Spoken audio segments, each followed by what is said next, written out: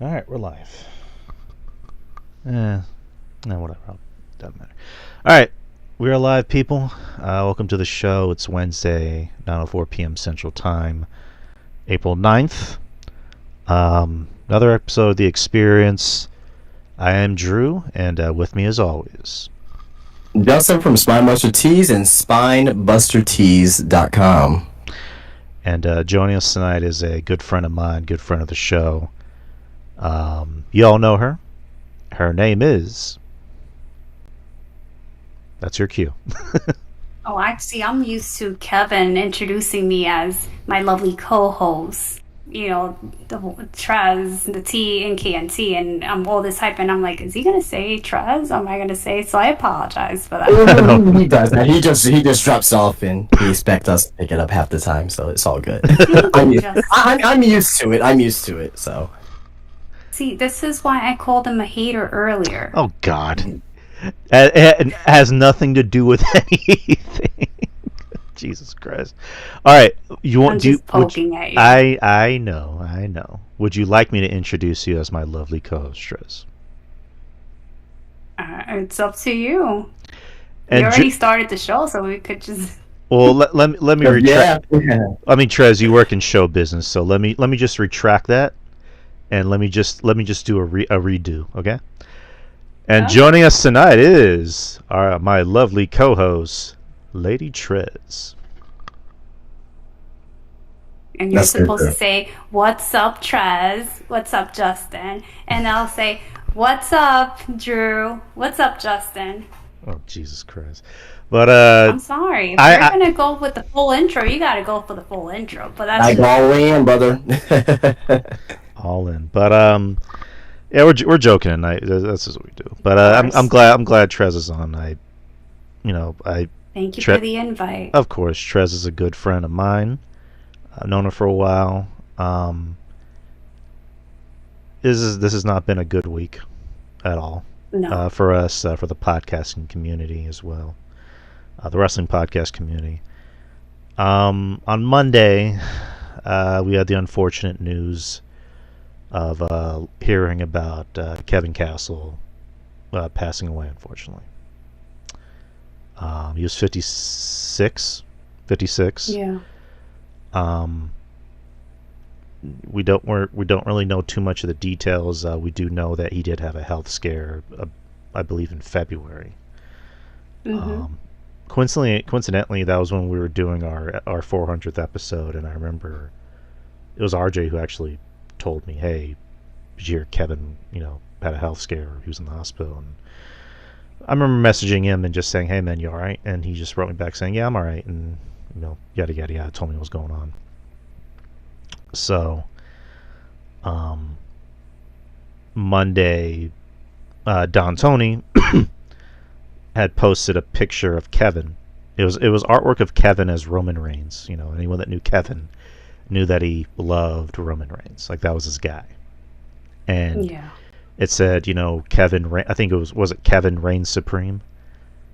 And, DT posted, my heart is shredded. I had to be vague.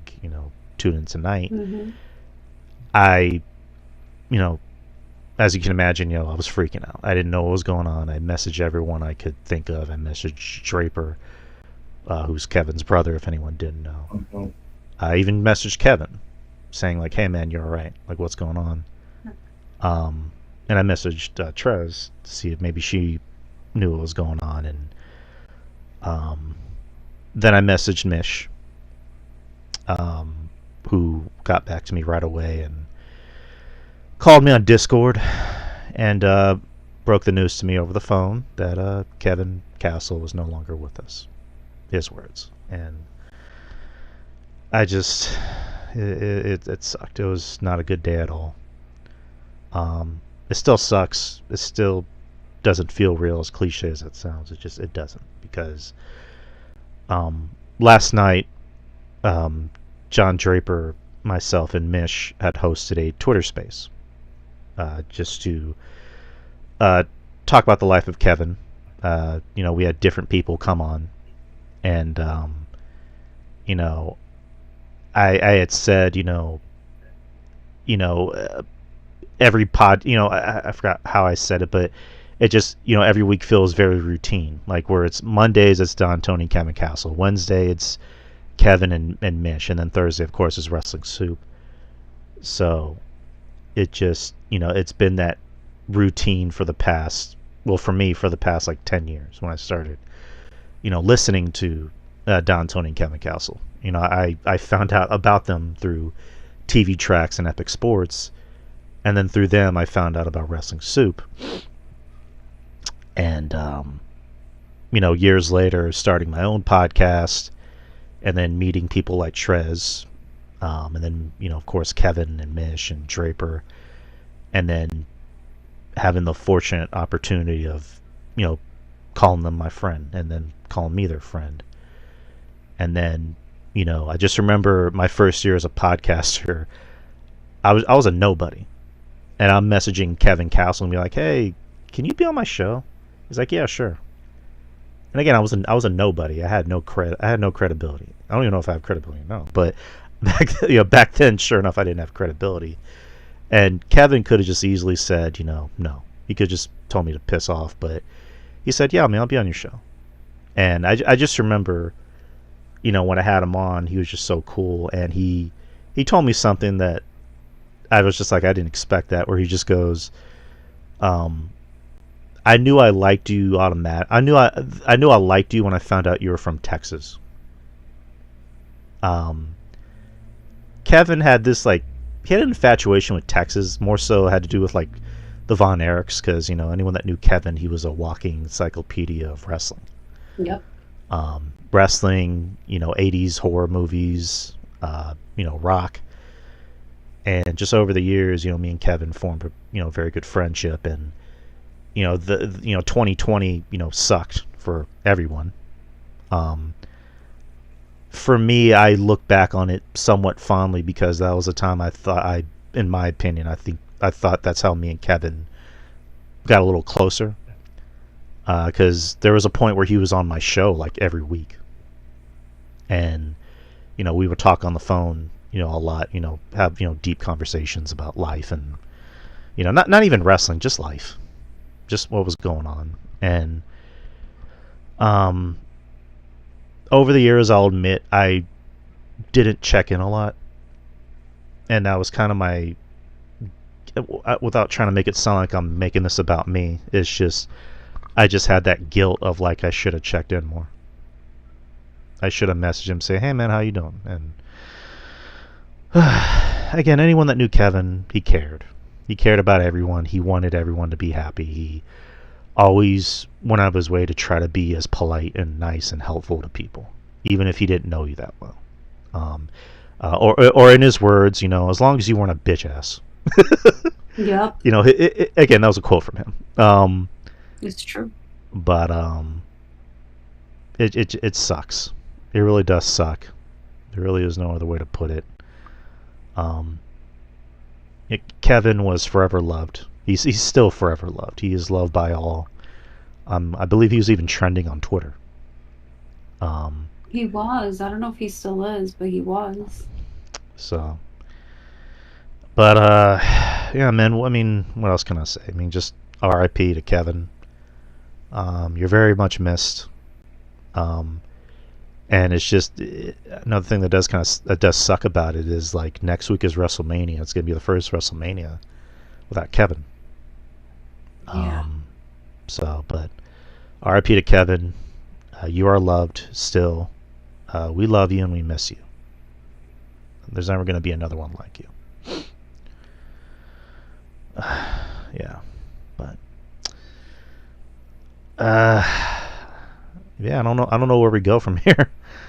What do you guys want to talk about? Well, I just want to say that, be honest, I haven't really listened to a lot of Wrestling Soup, so I don't really have much of a history, but what I can say is that, he is a pioneer. Him and Don Twain were pioneers of this craft that we do, which is wrestling podcasting. They were the first ones, and I did take the liberty to look at some of the people who he influenced or who was influenced by Kevin Castle and Don Tony, and I did find some people who are within our space who made either dedications or comments about him. So I was gonna go through a list of names here and make some notes about certain people who that I listen to either on their podcast or whatnot. So first and foremost, didn't actually put out a tweet. I didn't see it, but we all know that Karrion Kross is very close to the Wrestling Soup, right? And Kevin Castle and Don Tony. So he did retweet. I believe it was John Draper's tweet that he retweeted, and I believe he also did for Don Tony as well. So Wheezy, if you guys are into the reaction streamers, she is very well known in that space. She left a tweet about Kevin Castle.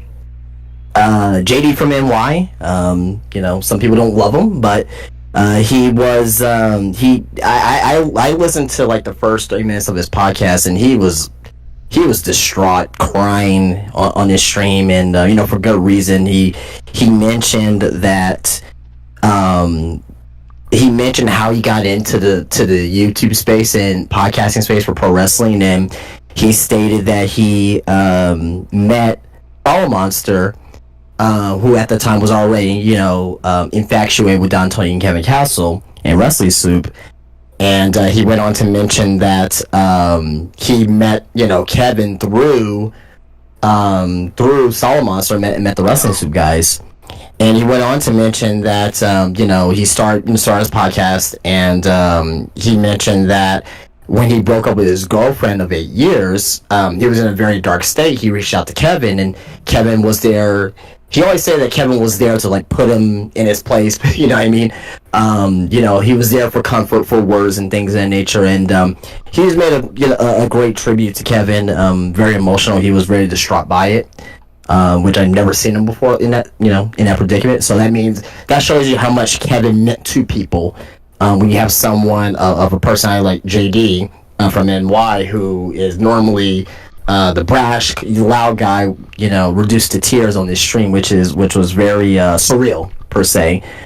Joe Cronin, he left a tweet, and he stated that I listened to some of his words about Kevin Castle. He stated that he was listening to Kevin Castle when he was 17 years old, and when he came into the space in 2010, 2011, him and Kevin Castle were, we won't say they were great friends, but he, stated that, they were very cordial with each other, and they did talk to each other every now and then.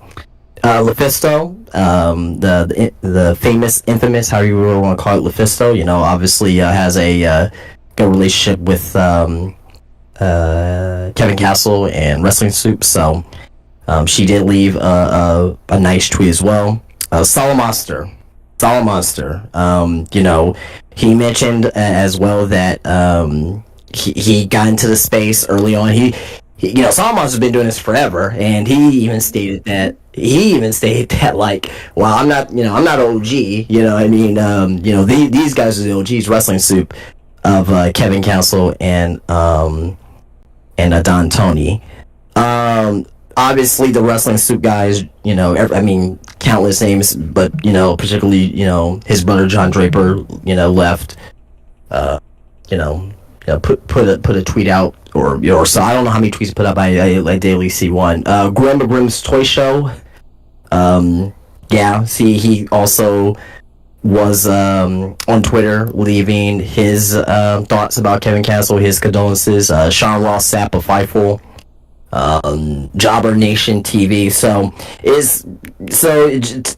basically from all walks of life, from all corners of this space that we're in, Kevin Castle, he touched a lot of people, and for him being one of the forefathers per se, if you would like to call it that, of what we do here, we all owe him a debt. to him and Don Tony and pretty much everyone else that's been doing this thing in the Wrestling Soup family for as long as they have been.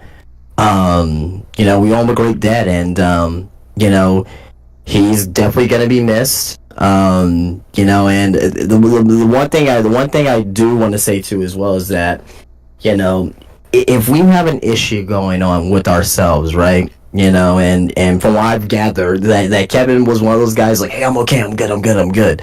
If there's something going on with you in your life, physically or even mentally, say something to somebody. Speak up. You don't want anything bad to happen, obviously, to you. So yeah, I mean, just speak up. You got people, you got a support system here. If you're here listening to this live, or if you're here listening to this on YouTube or wherever you listen to this on, speak up and, make sure you get the help that you need, right? And, even if you don't get the help that you need, at least, there's people here, to help you at the end of the day. So, but yeah, those are my thoughts about it. I mean, like I said, me personally, I don't have a huge, personal bond with Kevin, but what I can say is that he's, throughout this community, that he's definitely been an influencer, an innovator, him and Don Tony and everyone else in the Wrestling Soup group and Kevin will be missed. He was like, what is it, 50, what was he, 56. 56, right? 56, right? Mm-hmm.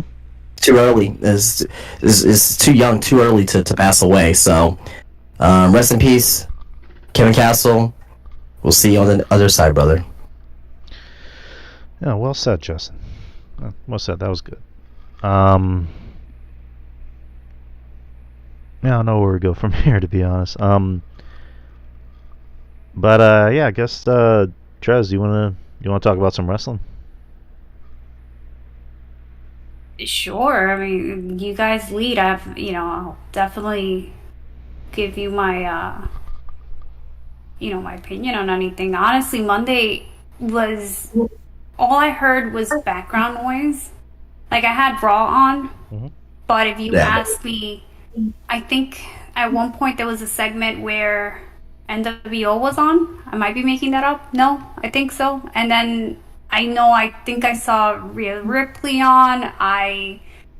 All I kept on thinking is, shut up, Seth, so that we can start the show. Because that's what we were kept on telling. It's like, hey, as soon as Raw's over, we'll be able to go live. And I was like, shut the fuck up, Seth. And honestly, usually I'm like into their promos, because I last week I was just dying because of his reaction when Paul was basically saying that, yeah, he's gonna be on Punk's corner, and Seth is just laughing his ass off, and I was just like dying. I was like, I'm not even laughing at the fact that it's happening to Roman, because I became a Roman fan after he turned heel. I would be lying to you if I was like, oh, I'm such a Roman fan, like, since he was bullshit. I'd be complete lying. But just seeing Seth's fucking reaction, like laughing like a kid, got like, it's, that was so that's what I'm saying. This Monday compared to last week, complete total change. Whereas I was like enjoying the segment, this one I was just like, shut the fuck up. I apologize for my cussing, by the way. It does come out when I'm in the moment, but Oh no, cuss all you want on here. It's a free for all on this show. Yeah. Oh well, thank you guys. I appreciate that. Not that I encourage it, but we encourage people to be unapologetically themselves, don't we, Justin? Yeah, absolutely, for sure. But just usually on this show we kind of open up for conversation, which you are obviously right now, Trez. So, Drew, I'll ask you. We'll do it in reverse. What do you want to talk about tonight? What's the first thing you want to talk about? It could be anything on your mind in the world of professional wrestling. What stuck out to you from this past week? There was one thing that stuck out to me this last week. I'm not sure if this well, I think Kevin would have appreciated this. I'm gonna shit on something that happened on Dynasty. Oh Jesus! The whole show, you mean?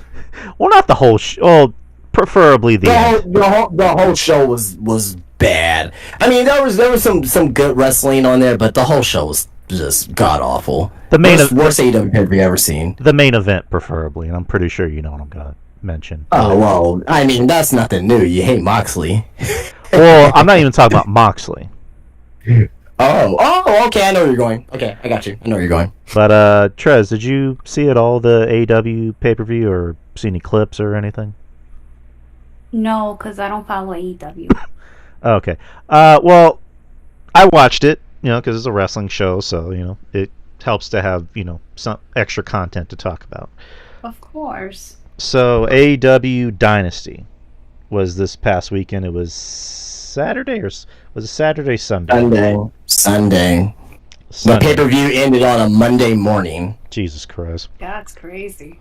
So if you lived in the East Coast, like you were up past midnight watching this abomination of a pay-per-view. So I was surprised to hear Justin say he didn't like the rest of the show. No, it was. So I'll say this: most of the show, the matches. Now I will say this: there were good matches on the show, but most of these matches were for Collision. They could have done Collision. They could have done Dynamite. I mean, second best match of the night. I thought this match was great, but why is Mark Briscoe and Kyle Fletcher on the pay-per-view? Great match. It's not a pay-per-view match though. I mean, you're not wrong. Okay, Discord sucks. But you're saying about Swerve. Okay, so the main event. I was trying to add somebody in, and Discord is being an asshole about it. Who you add in? Maybe I can do it. Oh, okay. Can you add in Joe Punches? Because he was gonna jump on for a bit. Joe I can't even say his name. Diverticulitis. I was like, what is that? Because it's cut off and I did it. I invited him. There we go. Okay, so Joe just accept. But yeah, so the pay-per-view or the main event. Let me get to the main event, preferably. What's up, Joe? Hey, can you guys hear me? I can hear you. Yeah, yes, sir. I came on, you guys were talking about AEW. I was like, send my ass back to the hospital. No thanks. But Joe. Joe. How are you feeling, man? I know you had a health scare not too long ago. I know, that's why I felt so shitty because I finally felt like myself on Monday, and then halfway through Raw, I was like, oh, let me just see what's happening on Twitter, and I was like, fuck, and I just downhill emotionally after that. But yeah. But I'm Drew. I know you know, but in case anybody else was wondering, I spent half of March in the hospital. With diverticulitis, so not fun. I'm sorry to hear that. Yeah, man, I'm sorry to hear that too, brother. Yeah, it's Kurt is getting older. So how are you feeling now? You feeling a little bit better? Like, what's up? Oh yeah, I'm just got off my antibiotic. Back to normal. My normal diet. I have to be high fiber now, but it's just what it is. You have to deal with this type of, I don't want to say necessarily illness, but something that I'm going to have to deal with the rest of my life. Right. But, no pain, just healing where they had to cut me open, but, yeah, I'm doing good, man, for the most part. I'm happy to hear that. We need you around, Joe, but I'm glad to hear you're doing better. And also, congratulations on getting engaged. Oh, thanks. Yeah, man. Congratulations. Yeah, congrats, brother. Yeah. Things going great, and then I got sick. Yeah, well, but it sucks. But what matters is that you're here, you're healthy, and you have a beautiful bride. I'll pass that along. She'll appreciate that. Absolutely, man. But were you gonna stay on long, or were you gonna? I'll stay on a couple minutes. I didn't know what direction we wanted to head, but Yeah, just. I definitely want to send my love and support to not only you, Trez, but John, Mish, everybody else when they hear this. Just like I said, it rocked my world Monday night when I got laying in bed and catching up on Raw, and then everything that happened just was kind of huge freaking blow. Yeah, but yeah, like I mean, I apologize again for not being able to get you onto the Twitter space yesterday. Oh no, it could have been my end. It could have been everybody's trying to deal with this new thing called space on Twitter and trying to figure that out. So no worries. It just I just want to express my love for Kev, just as everybody else is doing. Yeah, absolutely. But yeah, just if you're ready to tap out or bow, just let me know, man. All right. Yeah, we'll do. I'll just hang out for a couple minutes, hear you guys talk, and then I just want to say, Kev, wherever you are listening, you're dearly missed down here, and hopefully you're getting a Twitter feed up there and seeing all the love that you're getting, man. Absolutely. Because we miss you down here. But yeah, I'm gonna go take my dog out. Probably gonna bounce. But thank you, Drew, for having me on. Trez, good to hear from you. Again, sending my love you guys' way. But yeah, love Kev, miss him already. Gonna miss hearing his voice. But you guys enjoy the rest of the show, and just thanks for having me on. And of course. Drew, we'll probably talk more in the future. I know we're both into movies and whatnot, but yeah, we'll talk more down the line. All right, man. Just again, you always have an open seat on this show. All right, man. I appreciate it. You guys enjoy the rest of your night, okay? All right, take care, All right, brother. man. Yeah, thanks, man. Yes, sir. All right. So AEW Dynasty. We're gonna talk about AEW Dynasty. RJ just mentioned me. RJ, you can actually tag yourself in. You have permissions to jump on. So, but now we got RJ. What's up, RJ? Hey, what's going on, guys? What's up, brother? Nothing much. Tough week. Don't want to harp on too much. I just want to keep the flow going. But yeah, man, it's been pretty tough. But hey, we all here, and Kev would want us to keep on marching on and doing what we had to do in the name of his honor. So that's exactly what I'm going to do. And I missed the guy already, man. I can't begin to even tell you guys how much he's influenced me over the years and encouraged me to keep on doing what I'm doing today. So I will always keep that in my mind and in my heart. And I miss you already, big guy. Yeah, we I reposted an old episode with us. It was 2021. And I think it was like an NXT pay-per-view if I remember. And it was you, me, it was Monty, and Kevin. And originally Kevin wasn't going to be on the show. It was just going to be us three. And Kevin just messaged me out of the blue. He's like, "Hey, you doing a show tonight?" I go, "Yeah." He goes, "Yeah, I want to jump on." I was like, "Okay." And then I think that's the first time you met Kevin, or I guess formally got to talk to Kevin for the first time on a show. And I just messaged you like, "Hey, Kevin Castle's joining us," and you're like, "All right." So, and I just remember that show. Kevin was hopped up on drugs, like because I think he was sick at the time, and like he just said straight up like, "I'm hopped up on drugs," and he's just like being very blunt and open about everything. I don't like this. I don't like that. Oh man, it was just again just Kevin in rare form, and that guy's the guy's a shitty wrestler. He's a bitch ass. He's a bacala. Like he made a comment about Adam Pearce. He's like he was the NWA champ. He was on the cover of Who Gives a Fuck magazine. Hey, he's not wrong. I mean, come on, man. Oh man, but yeah, again, I have a lot of episodes with Kevin. I think I should probably repost. Again, it goes without saying we miss you, Kev.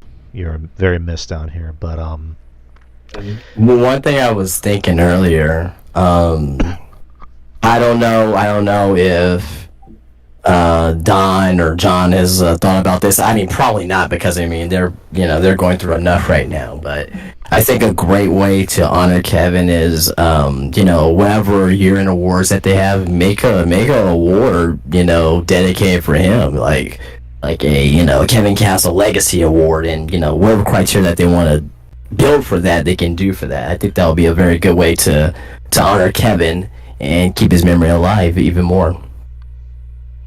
Yeah, that's a good idea. What are some categories though? Like I guess as far as like best wrestler, or what do you mean? Oh, like a legacy award, just kind of like a I don't know how you, like I said, whatever caveat, but I mean it's not. Don't want to go in detail about it. It's just a thought that I have. I mean, it could be like it could be anything, man. However they want to put it as, but Ooh, I got a couple ideas. The Paw for the Course Award, a release we all saw coming, or something like that. You know what I'm saying? Oh yeah, it was something like that. But I was thinking morely of like something that was like named after Kevin himself. It could be like it'd be like I don't know if they do like a wrestling soup Hall of Fame where they induct one wrestler or two wrestlers into Hall of Fame or something like that. They could do something like that with Kevin, like the Legacy Award, and where they induct like two wrestlers into the Hall of Fame, whatever, or three wrestlers, whatever they want to do. But I just think it would just be a good way to honor Kevin and have his name on for future generations who listens to this show as well, to keep his name immortalized pretty much. But that's just a thought that I had in my head, though. So it's not a bad idea. It's a pretty good idea. Yeah. Damn good idea. I mean, you can spend that out in so many different fun categories too, man. Yeah. However you want to do it. Yeah. Just like, I mean, really, it'll be up to. I mean, it doesn't even if they want to do it or not. You know what I mean? John, Don, whoever wants to do it. But I personally think that it'll be a great way to honor him. Yearly for sure. Yeah, I can definitely see somebody like Mish doing it for sure though, because they usually have for sure the award stuff. So yeah. Absolutely. So yeah, the Kevin Castle Roman Reigns Award. Yeah, whatever you want to do, for sure. And the winner for the Roman Reigns Award for the 5th year in a row is Roman Reigns. But the winner for the Bitch Ass of the Year Award, Adam Copeland, for blocking me on every social media platform. Are you serious? No, not me personally, but Kev. He blocked Kevin on everything. Oh yes. The Kevin Castle Best Ass Award goes to Stephanie Vakor. Lola Vice. Good Lord. Jesus Christ. We love you, Kev. One line of his I'm gonna miss is that she's got a great ass for a white girl. Man, he used to have me dying laughing. No, the story he told the other day, Kevin had my stomach in knots. Because at the end of the day, at the end of the shift, around 6 o'clock every morning, I'm riding on the machine, making sure the store looks, polished, to make sure the floor looks good and everything. For those who don't know, I work at Walmart. My shoot job, I work at Walmart. So I got to make sure the floor is polished and look good every morning around 6 o'clock. So I was on the machine doing the floor. And I'm listening to him tell a story about the girl that he had relations with. He was just telling us, the audience, how she was just bad at it. And he just had my stomach in knots. I'm riding the machine, just dying laughing. People are just looking at me like, what the hell is this fucking guy's problem? And I'm like, you guys wouldn't get it if you understood. But if I allow you to hear my earbud, what's in my earbud right now, you'd be dying laughing too. This Kevin was just so fucking great. He can turn anything just small and casual like that and make it so funny. And one thing I agree, I don't know who said it. I think might have been Mish. Take a simple story and make you believe that you were there. And you go, man, you know what? Yes. I kind of experienced that a little bit myself. Great storyteller. Exactly. And it's like, man, you're going to laugh, but you're going to be like, damn, man, I kind of experienced something like that, or I know somebody that experienced something like that. So it's like, it's that down to earth factor that he had too at the end of the day. So, just great stuff, man. Definitely gonna miss all that. Yeah. It just it hit me again earlier. Whenever I was I don't know if y'all can see. If anyone's on YouTube, the artwork for the YouTube thumbnails was a picture of Kevin, and it just hit me, and it just hit me again, and I didn't like, blubber, like I did on the phone with Mish, but it was still getting me, and I just remember my wife, she can tell something was up, and she just put her hand on my shoulder and just started rubbing my shoulder. I'm just like, can't do this again. But again, we miss you, Kev. We're gonna say it 1,000,000 times. We don't care. We miss you. But yeah. So I was getting ready to tear into AEW Dynasty, RJ. Preferably the main event, and oh, good lord! Shockingly enough, not Jon Moxley. So the main event was Jon Moxley versus Swerve for the title. The match itself it wasn't really much to really snuff about. It wasn't really much. It was Boo Boo Butter, man. Exactly. Oh my god. Exactly. That could be an RJ award, Boo Boo Butter award. I love it. But yeah, the match was it happened. The ending again was a schmoz. The referee knocked out and everyone getting involved. The Death Riders, Samoa Joe, Hook, blah blah blah. Swerve is about to go for the pin, but there's no referee. The lights go out, and as soon as the lights went out, I groaned, and not in a good way. Not in a way where if I see Stephanie, no, I'm playing. No, oh boy, no, Man. I just groan. I'm like, are you fucking kidding me? Like, what the fuck is happening? And then the lights come up, and it's the Young Bucks, and they do a V trigger, and then Moxley retains the title. And I couldn't even get mad because I've been telling Justin this for a while. I can't even make fun of AEW anymore. They do it to themselves. So I just saw that and just closed my laptop and just, I tweeted, well, that's how you end a pay-per-view. Good night. No, that's not even the worst part. Did you see how much of a bitch Swerve looked in the middle of the two Young Bucks, who are the most non-threatening wrestlers of all time, who put themselves over as these bad guy, tough guy, ooh, go flex my arms, look at me. I'll say this, and you guys are gonna 1,000% disagree with me. I don't give a shit. They're in great shape in comparison to where they were a couple of years ago. They are. No, I mean, they're definitely in better shape, especially Matt. Yeah, I was gonna say that. Yeah, he's in really good shape, but still very non-threatening. Like the Young Bucks, the greatest badasses of all time, and Swerve, I'm the most dangerous man in AEW. You didn't look like the world's most dangerous man in AEW in the middle of the Young Bucks looking like a bitch. Sorry, Trez. No, you're good. Yeah, that was terrible, man. Like, what is that? Ooh, oh my god, don't hit my face. And they just clipped them, and it's just like, oh god, get the fuck out of here, man. That again, nobody is really buried. I mean, if it was like Swerve losing to, like, I don't know, Wheeler Yuta, God, then whatever. Then yeah, you can maybe make a case that he's buried. That just made him look like a bitch, like RJ said. And yeah, and then to make matters worse for Swerve, he gets on the mic after the show's done, and instead of talking about the Young Bucks, instead of saying, hey, I want to kick the Young Bucks' ass, he just says, fuck Booker T. I mean, he said other things. He said, thank the fans, blah, blah, blah. And, Well, let's make sure we get it right. He stated that, pretty much saying, like, as a black wrestler, I'm main eventing a show, that there is opportunity here in AEW. That was his message. Then he said, fuck Booker T. Okay. So.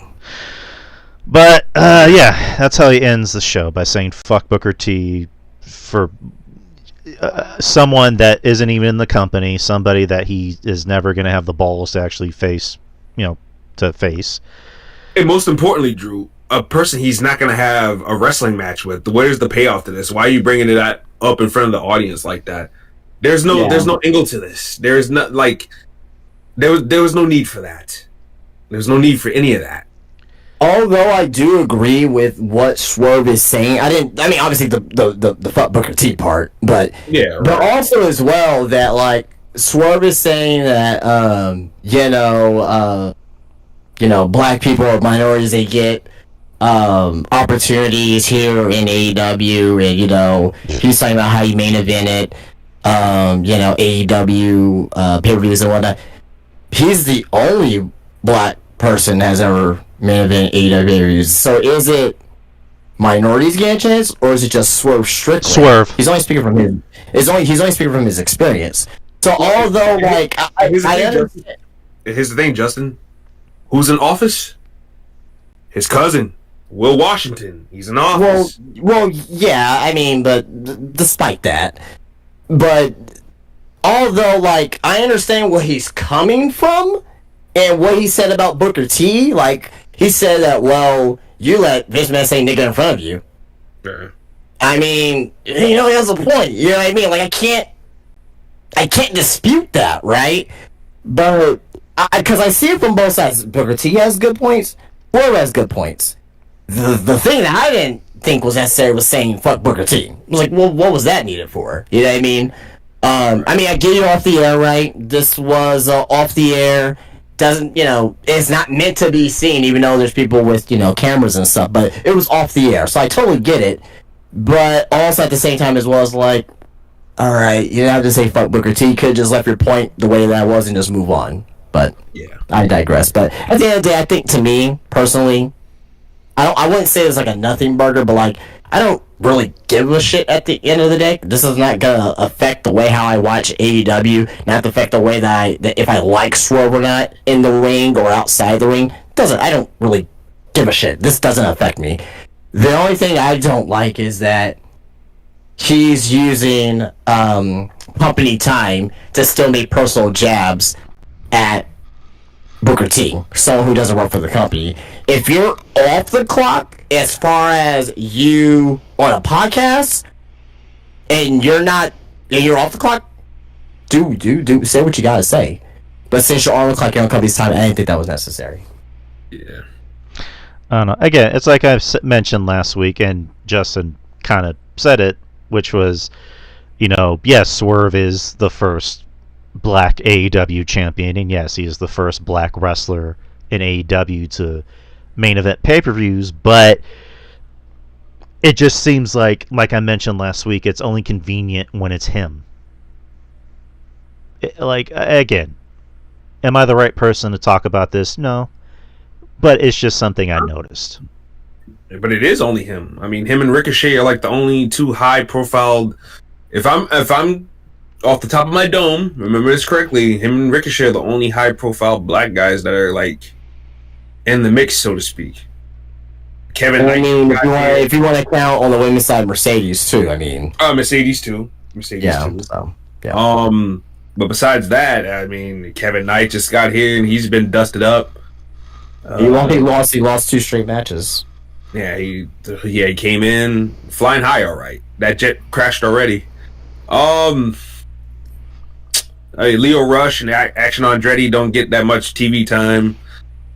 Private Party. Are they Urgent? Are they? It seemed like they left a tweet. It seems like they're going somewhere. Well, they need to. Because they ain't gonna get the development they need in AEW evidently.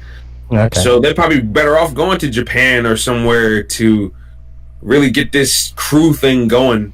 So, and Shane Taylor Promotions can't even begin to tell you the last time those guys had any TV time. Although they did have a little vignette on Collision the other night. But, we're going to see whether that amounts to anything or not. Probably not. But I guess we'll wait and see. So, you're right. Like, Swerve is in the minority there. Him, Mercedes, and Ricochet. So the point I'm trying to make is fuck Swerve. I'm Team Booker T on this. Fuck Swerve all day. He's an idiot. Let me ask you this, Drew. Are you now going to look at Swerve how you look at the Young Bucks and Heyman, where everything that they do? Okay. But a year ago, you were pro Swerve. So, do you think that? Well, I just want to ask: do you think that you take personal situations and you don't apply it to you? So you use personal situations, but you apply it to a wrestling character at the same time. Where it's like, oh, hey, he had a match. It's not good, but it's because you're using the personal situation to influence your decisions. I guess that's why I'm asking. If you're an idiot in real life, then you're going to be an idiot in the ring. And I don't see it that way. I mean, that's just how I see it. Again, Hangman, I stopped giving a fuck about Hangman a long time ago. The Young Bucks, right. The Young Bucks, they have the same match and they force everybody to work their match, and they're shitheads too. And Swerve is pretty much And Swerve is pretty much outed himself as being a shithead. So, yeah, fuck. That makes him a bad wrestler. Swerve is. Well, let me finish. He's not a bad wrestler. He just hasn't changed his style. I'm just gonna say this, and you might disagree with me. Swerve hasn't gotten better; he's gotten over, and that's the point of wrestling, is to get over. But he hasn't changed his style since NXT, since CZW, everywhere else that he's been. He's gotten over, and Fair point. To be honest with you, I get it, but I mean, we can make plenty of examples about a lot of other people as well. And, Seth Rollins, for one, right? Has he gotten better, per se? Oh my god, that curb stomp? Come on now. It's like... Between the curb stomp and that half-ass pedigree? No. Yeah, he needs to stop doing that. Seth has been... So it's like, I mean, that's the point I'm trying to make. It's like, well... Seth... if we're gonna criticize Swerve for his in-ring, I'm not talking about the pro stuff. I think we need to be fair with other wrestlers as well, because I don't think we do that enough. Seth Rollins peaked a while back. Yeah. Seth Rollins stopped peaking a long time ago, if you ask me, but that's just me personally. What about? I mean, I'm gonna point out there. This is gonna be controversial. I don't have anything against this wrestler. I love this wrestler. He's one of my favorite wrestlers right now. Gunther. He has the same matches. You can say the same thing about him too. Yeah, fair enough. Nothing. I mean, so my point. The point I'm making is that, like, yeah, Swerve is having the same matches, but you can say that about a lot of other people. I just think that we, and me too. I'm not saying that, not me, but sometimes we take how we feel about the wrestler personally, and we use that to judge what they're doing in ring. And I think it's hard for us to separate that because how we feel about that wrestler personally. Like, I don't like the Young Bucks as far as like I don't like the Young Bucks as far as like what they do backstage and what they mean to the company. But yeah, they still have the same Young Bucks match, but I can't sit there and say like I'm bored by a Young Bucks match.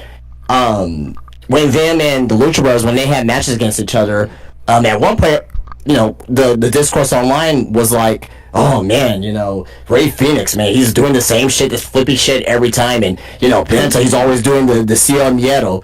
Well, look at them in WWE now. People love it all of a sudden. So which one is it?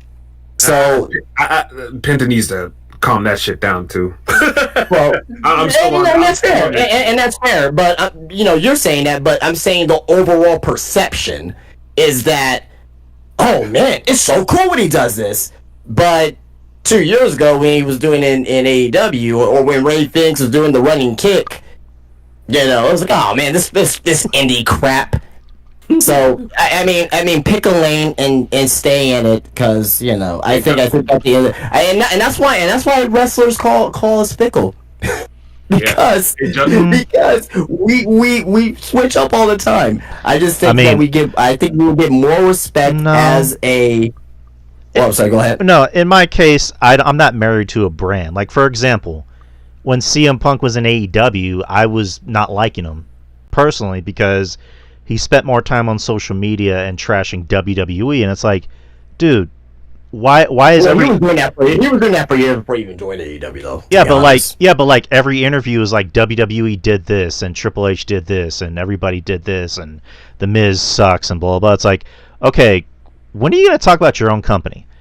He gets to WWE and changes his attitude. I'm almost positive Triple H told him like that shit's not gonna fly. You know what I mean? Again, Absolutely. let me give you another example. Logan Paul, shitty person. Yeah. I don't like him as a person, but I can admit he's a good wrestler. Mm, What do you think? Yeah. What do you think, Triz? I don't like him at all. And maybe it's because he comes off like a complete dick that I can't get into his wrestling. There's something about the guy that just rubs me the wrong way, and there's nothing. And I can't honestly tell you, oh, maybe it's the way he's looking, or maybe it's his attire. I can't break it down to you other than I see him, and it's just like, ugh. Like, why are we spending airtime for him? You know what I mean? Like, I don't know how he made it to, to be in the fucking cage match with all these high caliber, wrestlers, and then you have him. And same thing with Royal Rumble. Like, who the hell was it that he eliminated off the top that I can't remember? That I was just like, are you fucking kidding me right now? Oh, CM Punk, yes. Right. And I was like, how is that believable? Yeah. I respect if anybody likes him. That's cool. Everybody's entitled to like whoever they like. But me personally, fuck no. Not even if you were like, hey, I got a Logan Paul t-shirt. It's free. I'm like, fuck that shit. I ain't taking that. No. Mm-mm. Hell nah. But Yeah.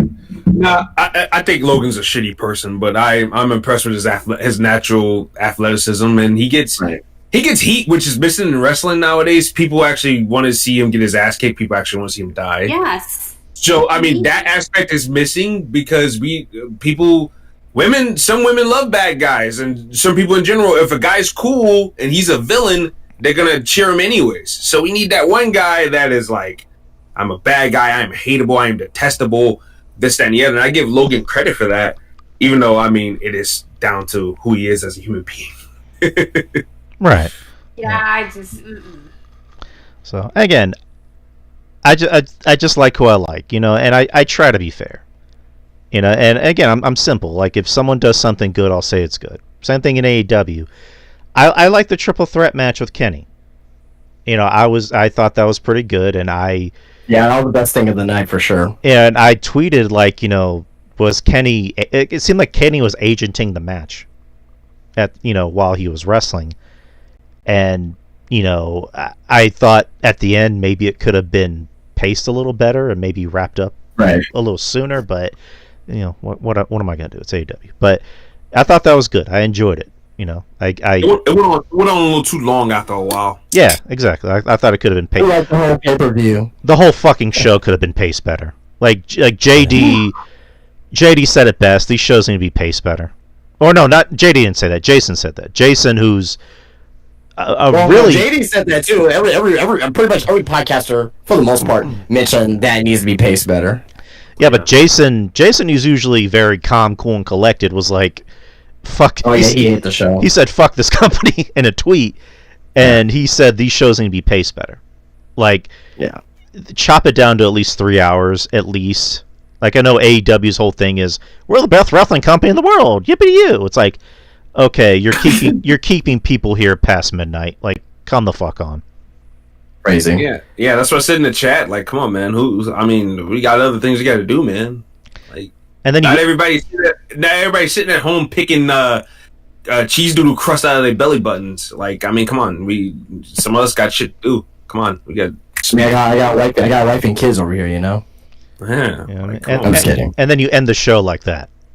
Like, that was pretty much a big fuck you to people. And it's like. And they were booing the Bucks, and it wasn't like a heel boo. It was like, we fucking hate you, boo. Oh, yeah. Yeah, it was, yeah. You can't, yeah. I agree. But yeah, the one thing I will say, as a guy that's not the Young Bucks, a big Young Buck guy, their direction has been all over the place lately. Do you guys get a feeling that they're on the outs with AEW? I just got this. So this is what I think. I think that the Young Bucks. I think the Young Bucks personally. This is me personally thinking this. I don't think they even want to be part of the storyline. I don't think they really want to be a part of this because I think they see. Because why were they home for so long? They're seeing their AEW because the AEW that the vision that they wanted 5 years ago, 6 years ago is not the same vision that's slashing out 2025. You go back and watch those early AEW shows.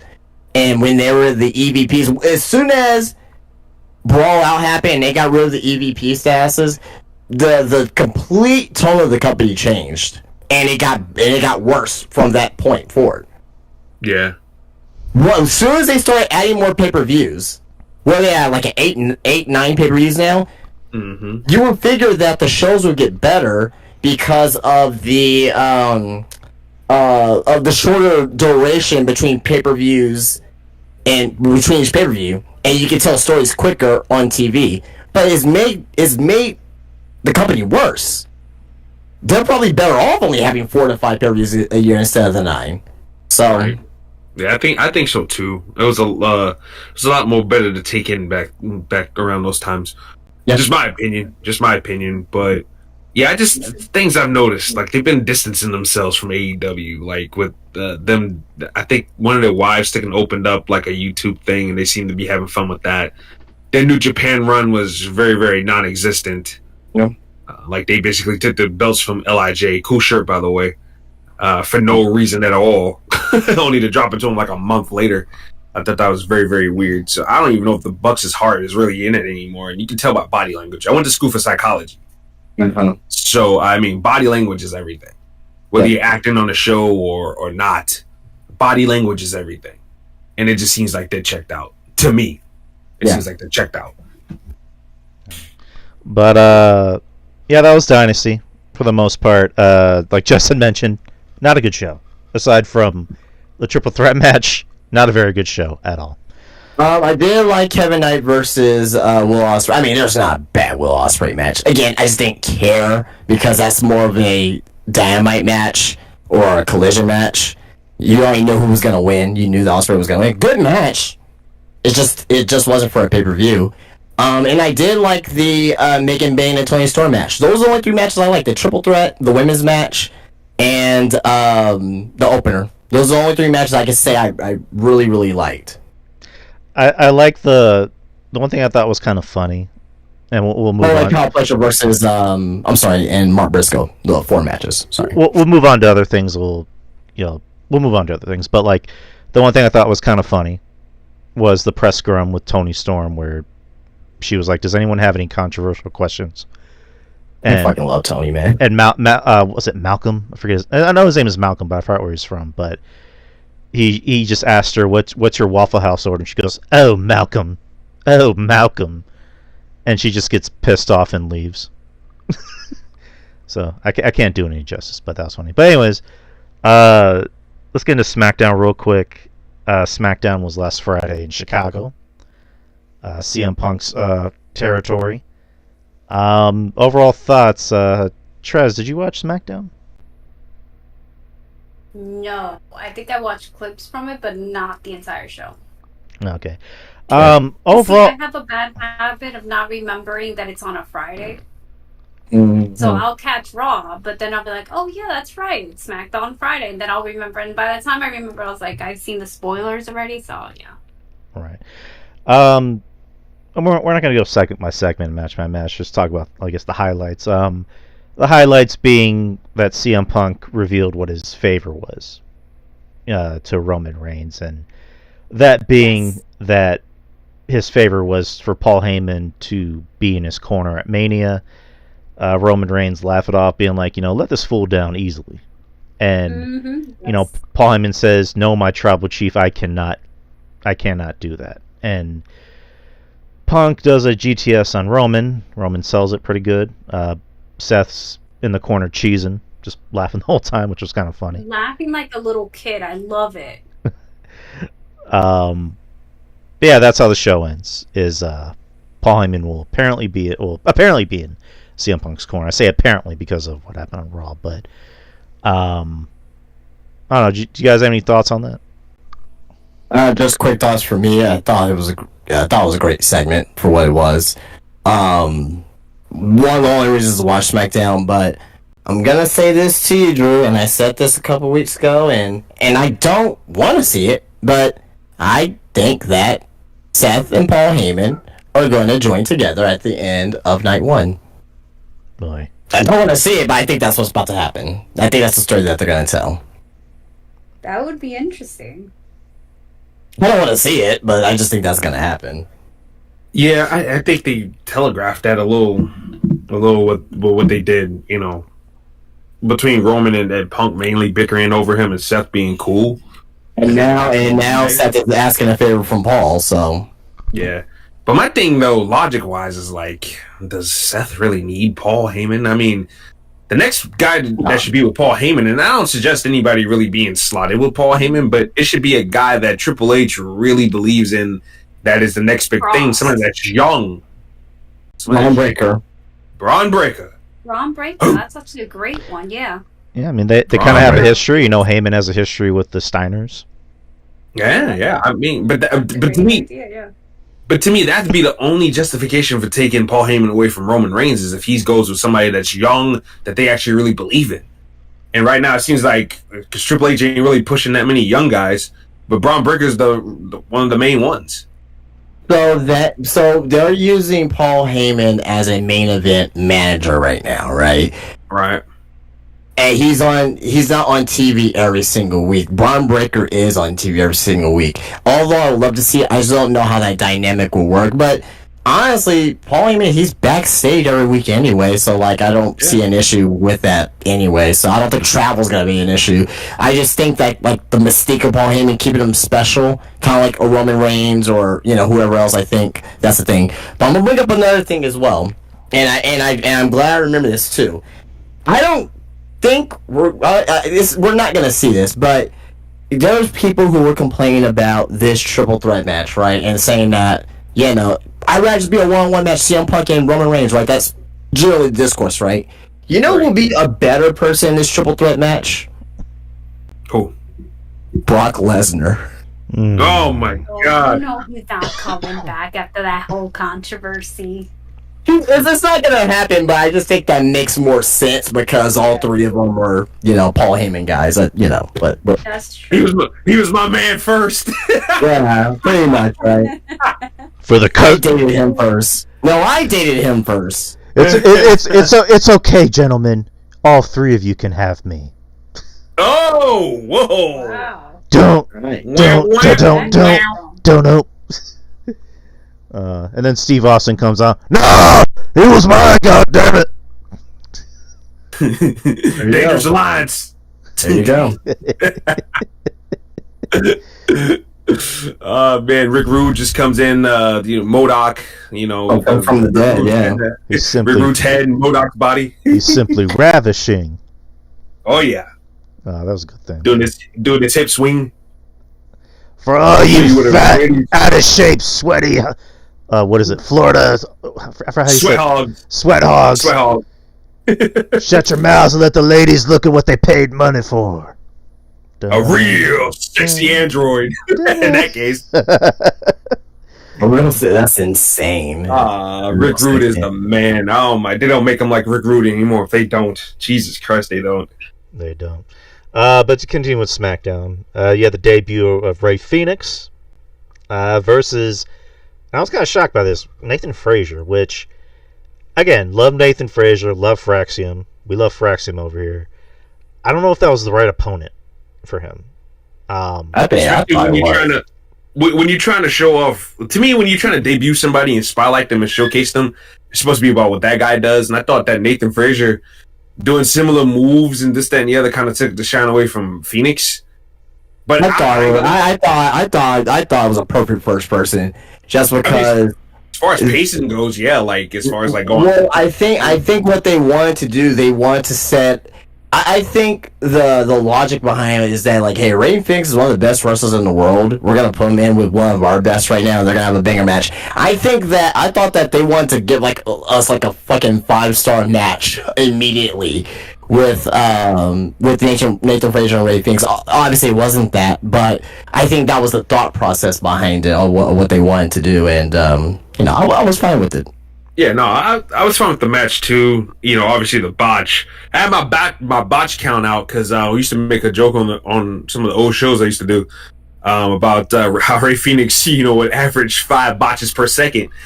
And I gotta be honest, Ray Phoenix didn't botch at all the other day. If anything, it was the other guy botching. Yeah, Nathan Frazier, the suicide dive through the ropes. Yeah. But I think it was more nerves than anything else, because how many times have we seen his NXT matches and he's just flawless? I think maybe the nerves kind of got to him a little bit. So Right. Yeah, I mean, he's had some scary botches before, like getting like that one time he was going so fast that he got caught in the ropes. He could have broke his goddamn neck. Oh, yeah, kind of like what Ron Breaker did, yeah.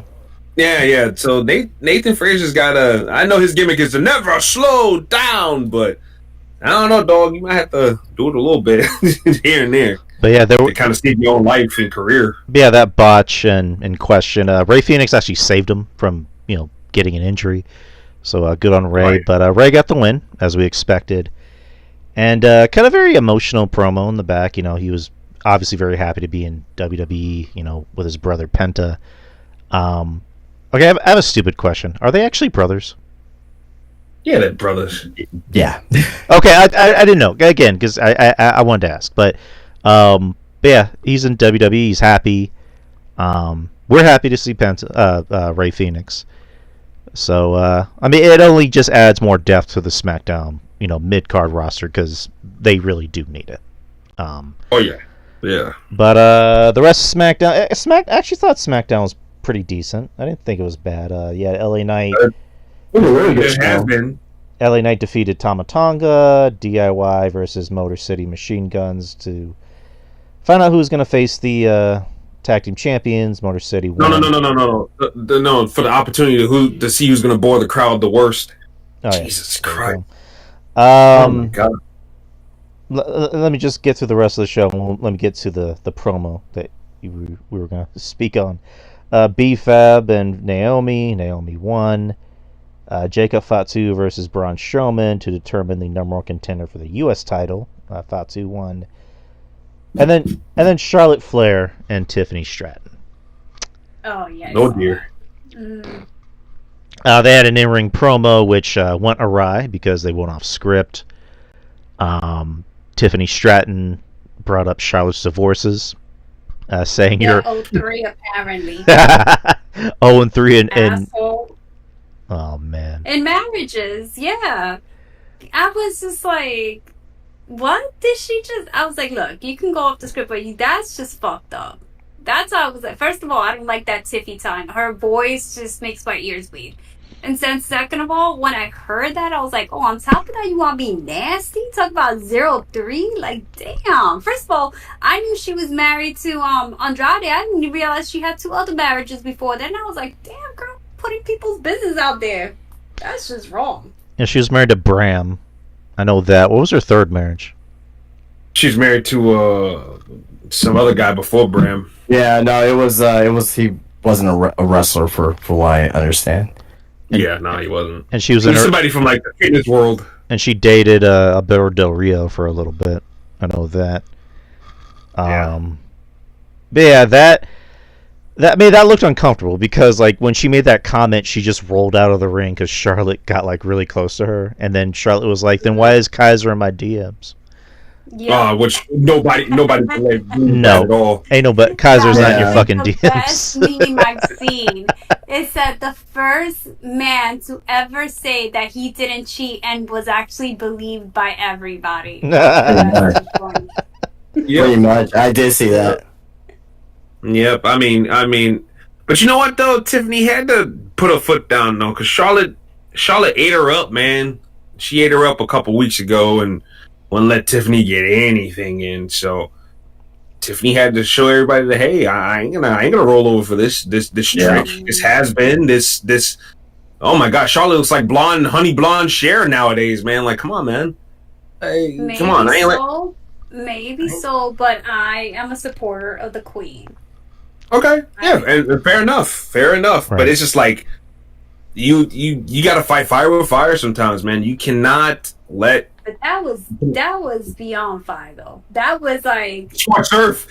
thank you. That's scorched earth. That's exactly what that is. I was like, yo, it's one thing to talk shit about her and just say, you know, even if she would have gone like, I'll tell you fire, be like, damn girl, you're not even recognizable these days because look how many times your face has changed. That's talking about spitting fire.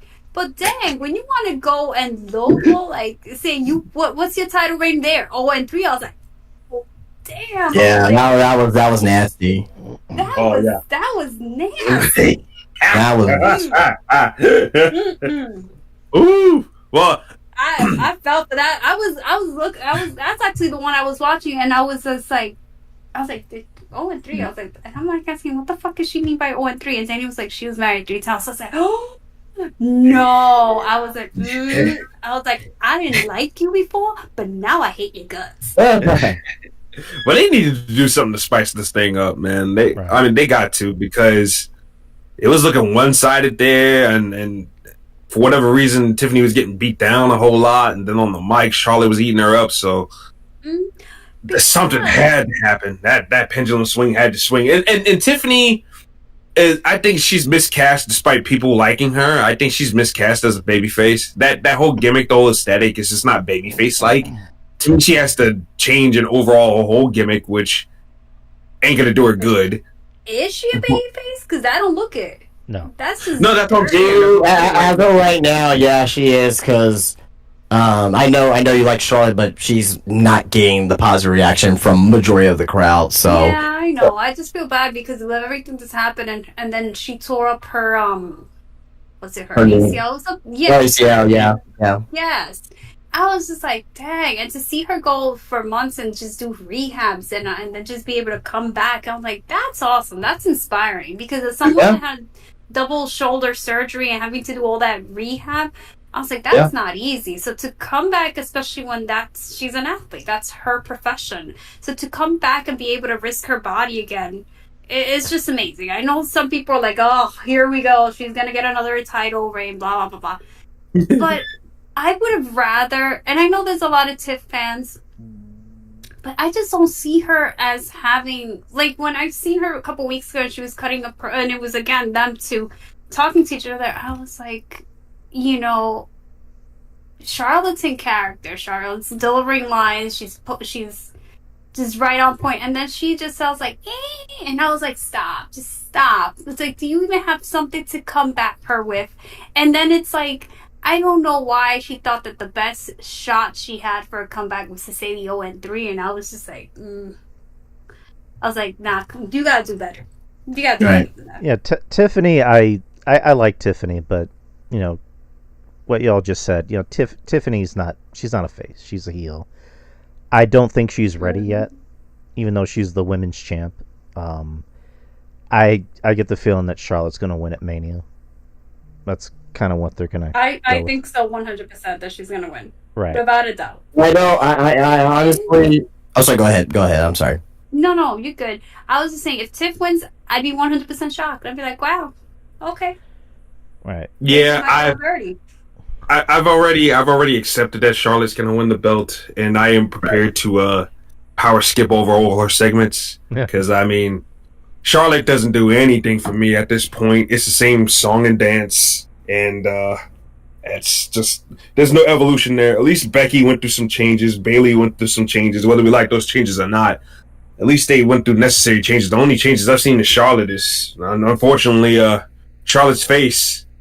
But the character, the cadence, the promo style, it's been the same for so long, and it's like, okay, if I've seen it now, and I've seen it before, there's no changing in the future. So I am just prepared to motor skip those segments, and the crop. Who's she gonna work with? Who's she gonna work with? That's so new. That's gonna make me want to even watch or even go through another Charlotte title reign. She can work with Bayley again. Give me a break. I don't want to see that either. Well, Bayley's on Raw, so Meeching, give me a break. I don't want to see that. You don't want to. Mitch don't even get a reaction. Like my brother say, Mitch don't get a reaction. Like I don't want to see. You don't want to see Meechin do her, was it sweat back or full whatever back or whatever those long back attack. long back Flat attack.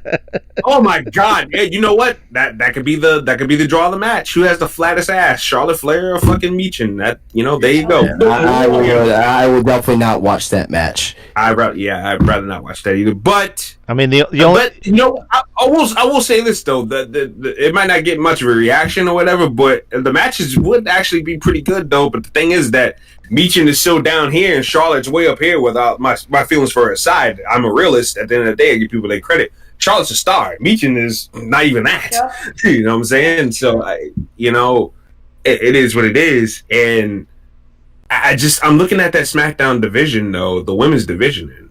Either way, with Charlotte or Tiffany as champion, it's going to be in trouble either way, unless they inject some lifeblood in this. I mean, the most over woman on that SmackDown division is Chelsea. And you know what? That could be a good matchup too. That could be a good matchup because Chelsea can trade barbs with Charlotte. And the thing about Chelsea, and one thing that I love about Chelsea is that Chelsea is multi-talented, and she could turn it up a notch. She can go from being wacky, goofy to serious to badass. Like Chelsea's got a lot of emotions in that range. She's got range, man. She's got range, and that is an asset to this business. And that's why people looked at me like I was crazy when I said Chelsea Green was the best rehire that Triple H has made, especially if we're talking about for the women. Absolutely, Chelsea Green is just the best rehire that Triple H made because you could plug her and play her in any spot that you want. Absolutely, and you're gonna be like, holy shit, that was either entertaining or damn, Chelsea did the thing on that. You know what I'm saying? But that's definitely a woman I think she should be. If Charlotte's the champion, I would have interest in seeing that. Only if Chelsea won the belt in the end. But yeah. Other than that, good lord, that division is in trouble. It is in trouble. Trez, what are your thoughts on Chelsea Green? I like her. I find her very entertaining. Yeah. There's nothing. I mean, she plays, like you said, she plays a good heel, but she could also play like that. Very. If you needed to put her baby face, she could do it too. Like she can honestly sell both sides, and it still would be good. She cuts good promos. Like there's nothing that I've seen her ever since she's been rehired. There's nothing that I've liked. Oh, that was a horrible segment. No, it was really good. She engages the audience. She has good social media presence, and I think that I would be more interested. Let's put it this way. In this matchup that's coming, if it was Chelsea as opposed to Tiff. Because the back and forth with them two would have been spicy, but it wouldn't have been nasty like that. It would have been spicy but classy. Yeah. Yeah, like maybe. I don't know. I kind of get the feeling that Charlotte thinks she is the queen bee in real life, and that she sees herself up here at a certain level, and everybody else can't play at a level. So I don't even know if that would even work. I mean, look at her dad. I mean, of course she's. If you look at, if you pay attention to social media, a lot of people was in support of Tiffany doing what she did on Friday night. Well, just look at some people from the women. She went on a podcast recently saying that I think it was like today or something like that, basically saying that it got the reaction that it did. Charlotte, wasn't expecting me to throw a shot like that at her, so I think she was caught off guard. Nasty. Yeah. Not nasty in a good way either. So I mean, but my thing is I don't even, my whole point is I don't think Charlotte's well liked in the back. Yeah, by women. That's kind of what I heard. It kind of goes back to the conversation we were having earlier about wrestlers having a different persona on screen and off screen. Charlotte, great wrestler, but I get the impression that she's not very well liked, not just by fans, but people backstage as well. So, I don't know. And to quote Kevin Castle, it's better to be liked than not. There you go. Let me add another Kevin Castle tweet, and then we'll move on. The worst reaction a wrestler can get is indifference. Yeah. Which is what Mitch gets every week. God damn it! Somebody's gonna book a Meechin versus RJ match on WWE 2K. Like, Oh shit. That's gonna happen. I can smell it. She's gonna do her long back attacking. You're just gonna kick Oh her. hell no. I'm either kick her or I'm just gonna roll out of the way. I'm gonna do like a Samoa Joe. Nope. Shit. Keith Lee Nia doesn't. Jax, come on down. Shit, Keith Lee doesn't even like that shit. Anyways, Oh, come on. he's Not like, Keith. he's like, oh my. Oh my. Let's be respectful. Come on. Mia, I'm a little tickled. In honor of Kevin Castle, I have to shit talk everybody. Right, Troz? All right. Yeah. There you go. I'm kidding, guys. Come on. All right. I like Mia. I like Meechin. She just has no ass. I like her too. Anyways, I like her too. She's just not over. yeah, she's You know not who over. I can't stand? Who? Nia Jax. Oh boy. Mm-hmm. I mean, she's not like most girls apparently. Not like No. most There's girls. only one of her, No, as she she's not. says. That's right. Thank God for that. I mean, shit. She's out to make history. She's not like most girls. Most girls. Well, she's liked by Triple H, so yeah, Take a that's why seat. she's still. I mean, she's in the Anawati family, so like she has like a lot. She, you know what I mean? Like it's just, cousin, yeah. yeah, she's pretty much, she got some political power just by that. Huh? Like, what do you mean you're gonna bury me? Let me make a call to my aunt. Or let me All right. make a call to my cousin. Let me call my. Yeah, let me call my cousin real quick. No, the director. And Triple H is backstage like, fine, alright, women's title. Nia Jax squashes 4 girls in a row. I know, pretty much, right? But it's Yeah. not even the squashing to me. And I that's what we used to call back in the day piss break matches. Yeah. It's true because I remember Kev used to say that too, and I was like, "Yep, piss break." But they say if she's got heat, right? Because no one likes her. But to me, it was always the carelessness in the ring. Like she broke Becky's nose. Granted, Becky sold that shit well, and that's how she got that's how she became the man. But it's just, you see her wrestle, and I was like, who the fuck else are you gonna injure next? Like, Right. Becky was not the only one that she injured. I'm trying to remember off the top who the hell else Kairi? she injured, but I'm like, Kairi Sane. Huh? Kairi Sane, yes. She Who injured is- like a couple of them. Who is looking jacked nowadays? Y'all seen the pictures of Kairi Sane? Yes. On a revenge Yes, tour or what? yes. Jesus Christ. She's turned to Japanese Jade Cargill. Oh my God, she is buff. God damn, she's gonna snap somebody's neck. Fucking buff She comes back. ass pirate. Oh my God. She's real decided to lift weights. Oh man. But anyways, that was SmackDown. Let's cover Raw for a little bit. Raw was back in the States.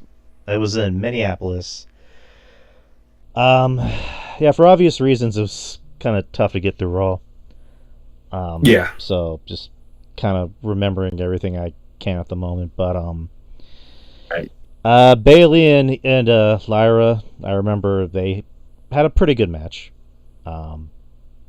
Lyra won, which I was somewhat shocked by, but they want to put the gas behind Lyra. Bailey. So I have a quick question. Why are they doing Lyra versus Bailey when they're tag teaming with each other this Friday, and they're most likely going to win that tag team match to face off against the women's tag team champions of Liv Morgan and Raquel Rodriguez at WrestleMania? To me, it felt like they telegraphed the turn, though. I think they're gonna lose, and Bailey's gonna turn on her. Yep. Because Bailey needs it, man. Bailey needs to be reheated up, man. Because So are they gonna do Bailey and are they gonna have Bailey and Lyra at WrestleMania then? Are they gonna have that one-on-one match? No. I would like to think so, because you got to know Triple H is going to want to have Bailey on that card somehow, some way. Exactly. And if yeah. and if Becky's not ready to go, and Becky ain't coming back for now. yeah, that's what I'm saying. Like, I mean, she's not two weeks before Mania. You're not going to rush that, because that's a story you could tell right there. To me, if they do Evolution 2, that's an Evolution 2 match. But assuming Lyra keeps the belt, obviously. Did they already announce that Evolution 2? Nah, not formally. Not formally, but it seems to be happening as of right now. Okay. Yeah. Which I'm all for. I would love to see another women's pay-per-view, especially now, because the women talent has got so much deeper. Oh my! Between the main roster, NXT, and the partnership with TNA, and with Marigold too, forget it. Yeah. Forget it. So much potential there. It's not even crazy. And I'm all for it. Me and my brother, we enjoyed Evolution, the first one. We did. Oh yeah. Yeah, we loved that. So we had all kinds of fun with that show. So I'm definitely down to see, a sequel to that, especially with, even better talent than even that show, you could argue. So yeah, man, I'm definitely down for that. But yeah, I don't know. To me, it seems like they're heading for a little bit of a personal, a little bit of a feud between Bayley and Valkyrie for the belt, and that's what that Intercontinental Championship needs. It needs a vet, whether you like Bayley or not. It needs a vet to challenge the young champion, and Lyra Valkyria needs a chance to show off some personality or something, because she's had the belt ever since January, and she still hadn't cut like a promo really explaining how much the Intercontinental Championship means to her. And to be quite honest with you, and I like Lyra Valkyria too, and I was very afraid what her reaction was going to be. It's kind of polite at best. People want to like her, but they're still looking for the reason to actually hang on to her. She's in my opinion, and in my view.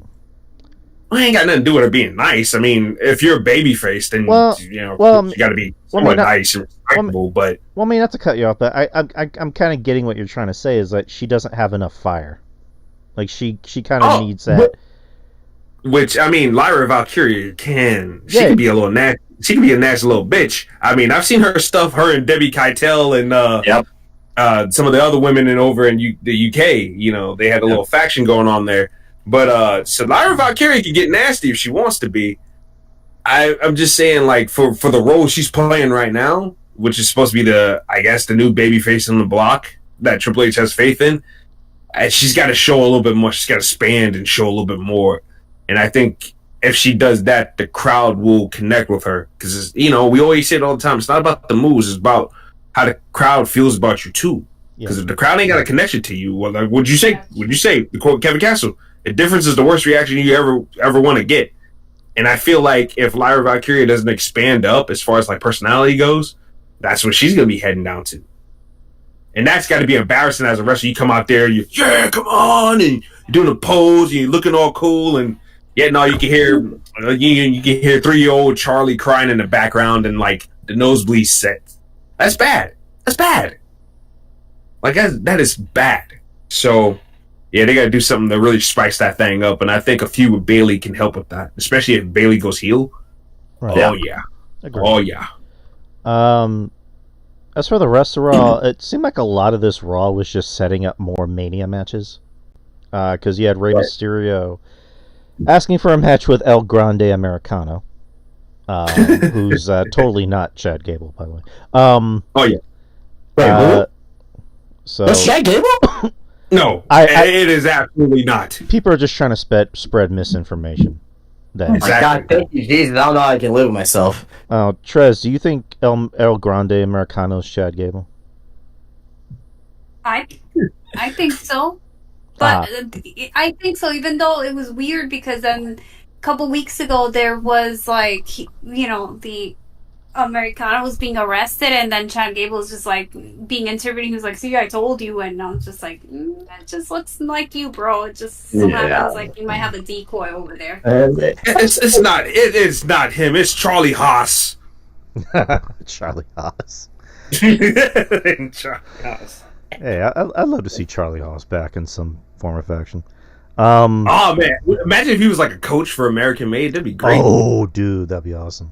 I mean, that's a great idea. If he was still here, Shelton Benjamin and Charlie Haas could be. Yeah, and then you could do a thing where like Kurt Angle is like the nice coach, and then like those guys are like the means.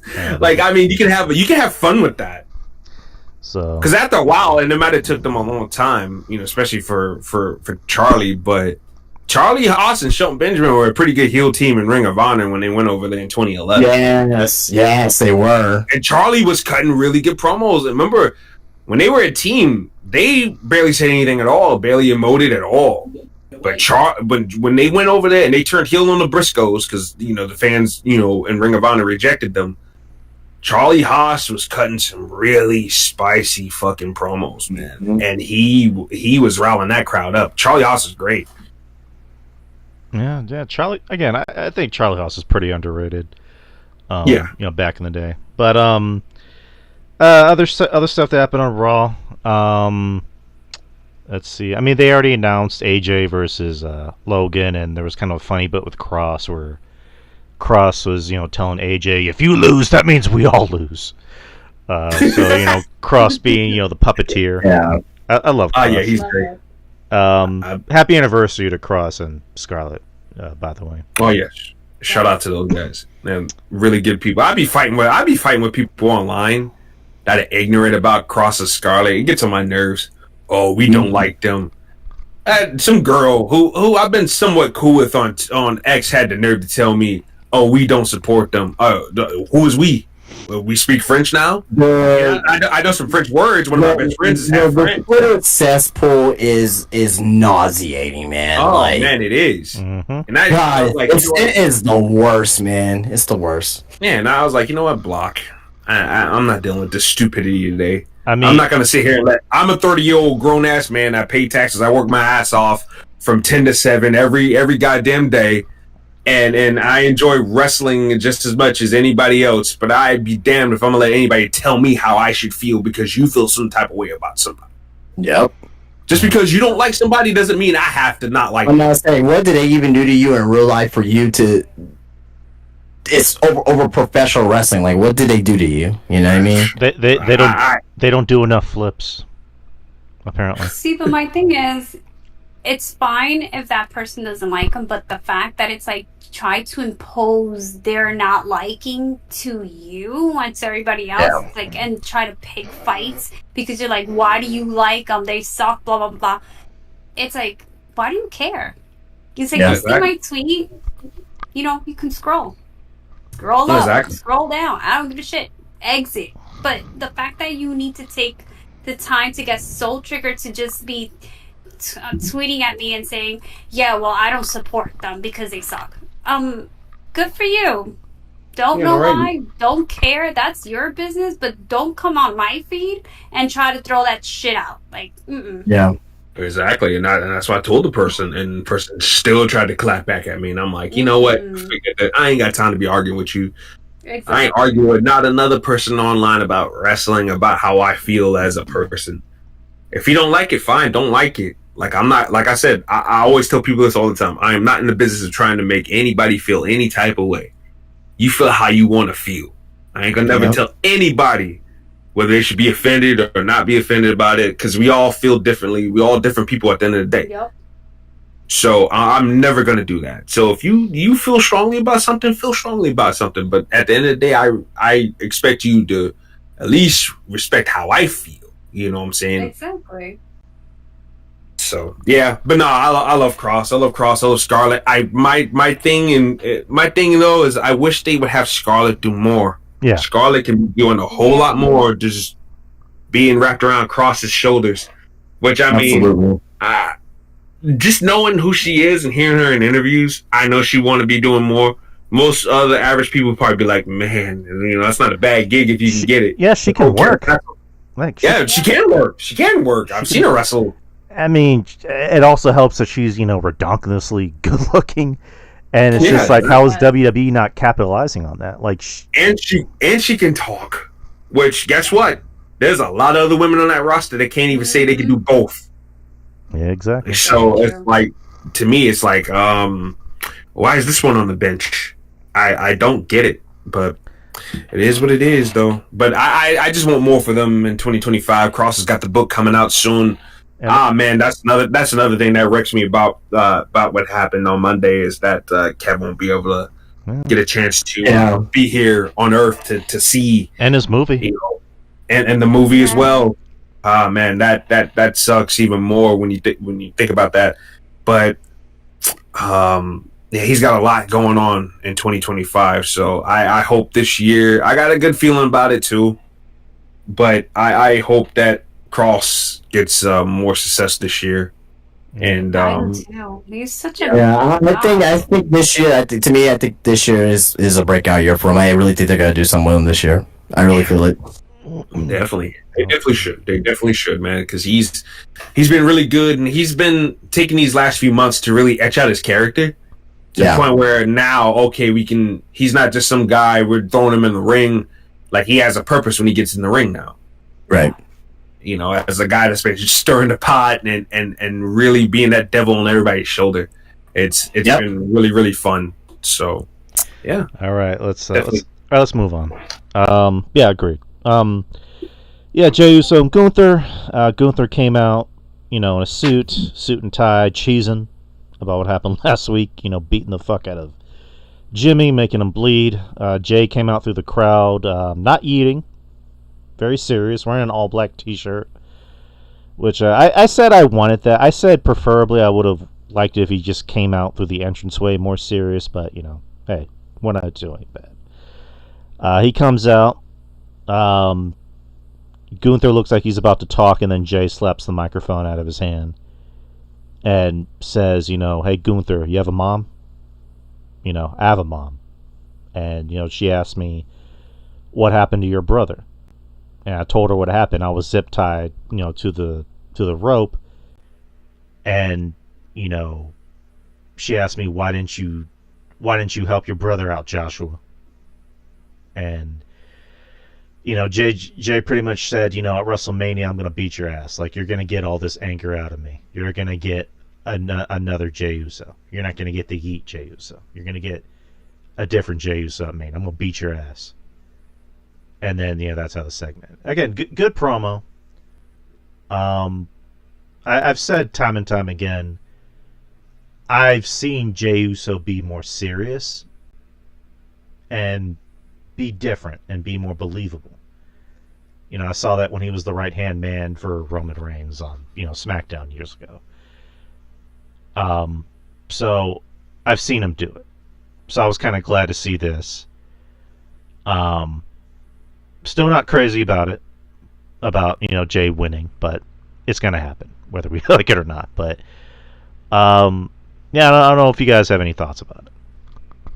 I mean, I stated that, I've been pro Jey Uso during this build and this feud or whatnot, and it's good to see that they're taking that next step within the feud itself with a couple weeks left, as far as with this promo. Again, like I think it's time for WWE to build new stars. I mean, he has already been a new star, but like as far as in the main event scene, but also as well, Jay winning is a great positive because when Gunther was champion, he hasn't had the best reign, right? I think Jay possibly may have a better reign than Gunther just because of the heels he can work with. So, I think this would be a positive thing for Jay to win. But we'll see. We'll see what happens. We still got a couple weeks left. Maybe they'll change courses. With the actual match itself. But we'll see. We'll see what happens. What about you, Roger? I think that Jey Uso is a bum. No, I'm just kidding. That's what Kevin would say. You know that. That's what Kevin. Yeah. No, and look, I agree with. That's the ironic part is that I actually agree with Kevin. Like, I think that Jey Uso is much more. He can be much more than the Yeet Man, and that's part of my frustration is that he uses the yeet stuff as a crutch, and it's become all he was, and it's conditioned the fans to do that, because when he was trying to even cut a heartfelt promo, they were still yeeting in the background. I'm like, shut the fuck up, people! Shut up! Thank you. Let the man talk. I was screaming at my phone. I'm like, shut up and let him talk. Yeah. But that's what happens when you become over reliant on something, though. You condition the audience to think that way. And when he was trying to have a nice, serious moment there, he couldn't.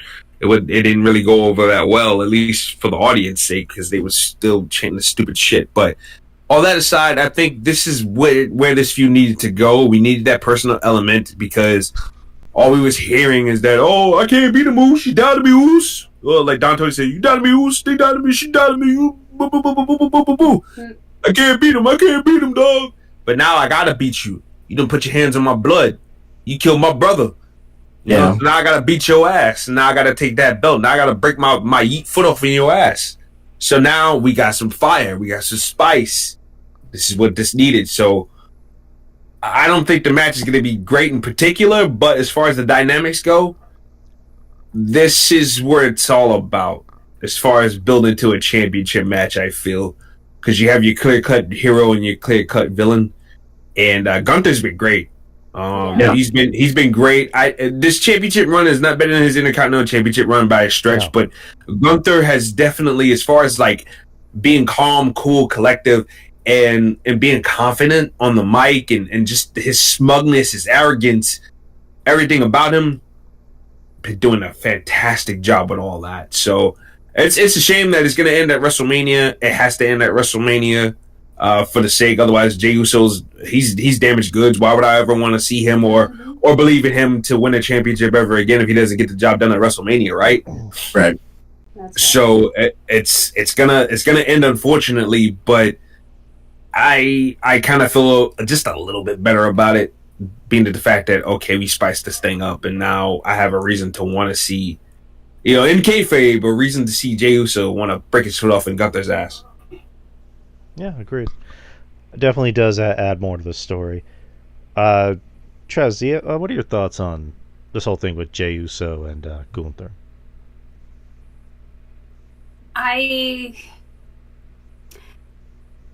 It's funny because I was not a supporter of Gunther when he was IC champ. Mm-hmm. I don't know. I don't know. Maybe because. And don't get me wrong, I always say this, it's not that I care for the physique, but I think if you're going to be at that level, I think you're either going to be physically strong or you're going to look the part.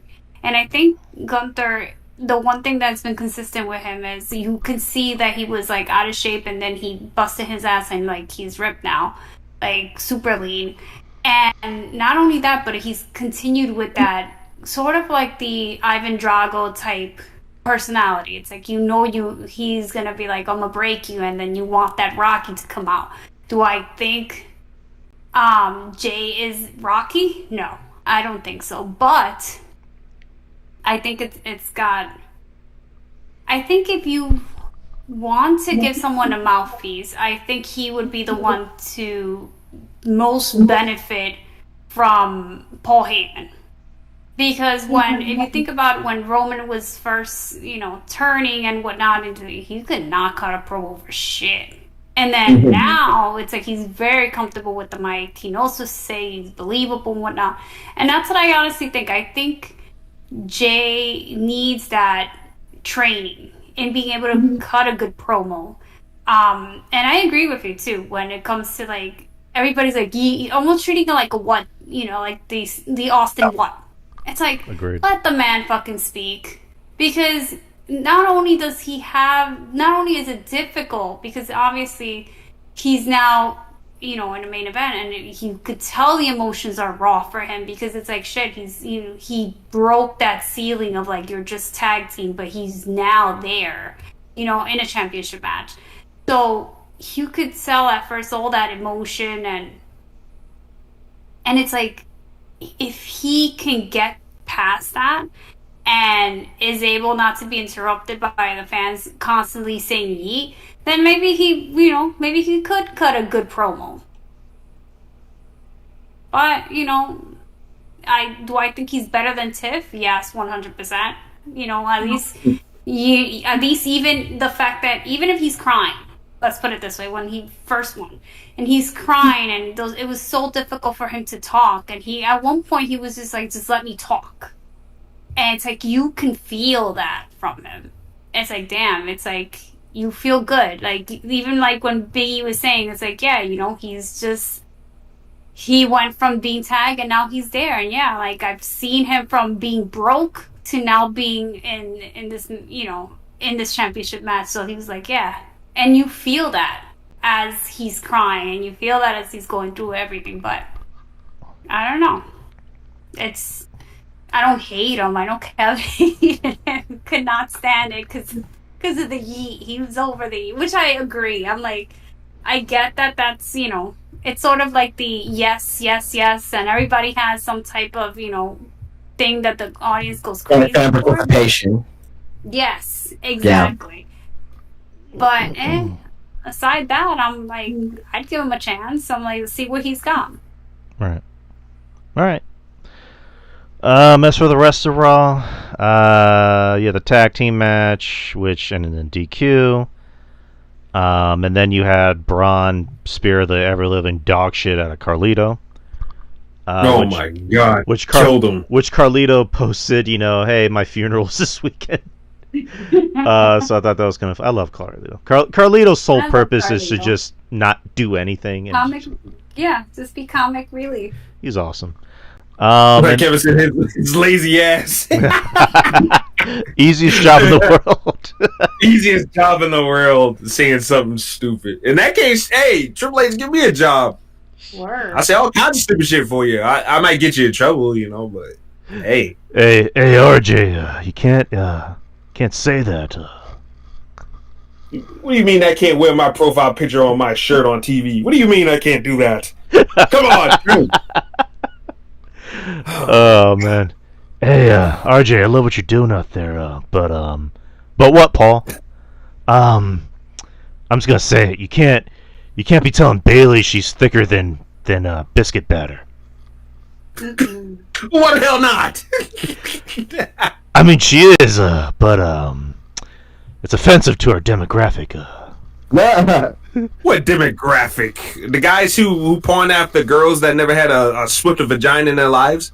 Oh, come on. All right. Once again. Sorry. I got to interject here. My thing is, why not? Because if you can have Travis Scott, you know, beat the shit out of Cody and bust him open, and that's okay, and everybody just turns the other cheek like, oh, well, that was just, yay, we got all these YouTube hits, woohoo, Travis Scott, sell the damn t-shirt for $50 on his website and fucking the BD. Yeah, why can't you have a job and do whatever the heck you want? Because it's shit like that's allowed.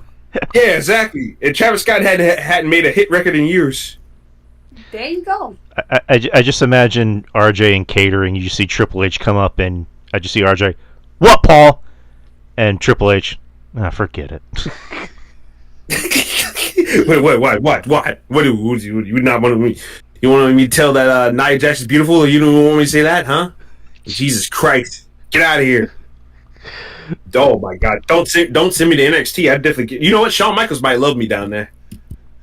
You know? Oh man, don't send me down to NXT. If I was 22, 21 years old, and the Performance Center was available to me at that time, my God, man. My God, I don't even want to bump. Just make me a referee and just let me loose in the NXT apartment complex. Jesus. Has anyone seen Lola Vice? Where is she? Her match is good. Hey, man. Oh man, Lola Vice is gone. So Ruka's gone. Jada Parker has disappeared. My oh my, where did Miss Parker go? I mean, Jesus Christ. But yeah, no. I'm sorry. I have to. Sorry to be abrupt, but I have to get out of here. I got t-shirts I gotta make, and I'm on a. I'm on a time crunch here, so. I'll get you. Drew knows what's going on. I'll get you. So, it was a great show. just want to say that I'm sure Kevin's looking down, laughing at us, right, on what we're doing here. So I think we're doing him very proud. But I'll leave it to you guys, Drew, RJ, Trez. Nice meeting you. Hopefully we'll do another podcast together again sometime. But I'll bid you adieu, guys, and I'll see you guys later. Take care, bro. Take care. All right. Take care. Peace. I imagine Kevin arriving at the pearly gates, seeing God, and Kevin's like, "Hey, God, something I always wanted to ask you." Sure, my son. What is it? What the fuck is a Drew Yari? Oh my god. Oh God! And then God goes, "You know what? I don't fucking know."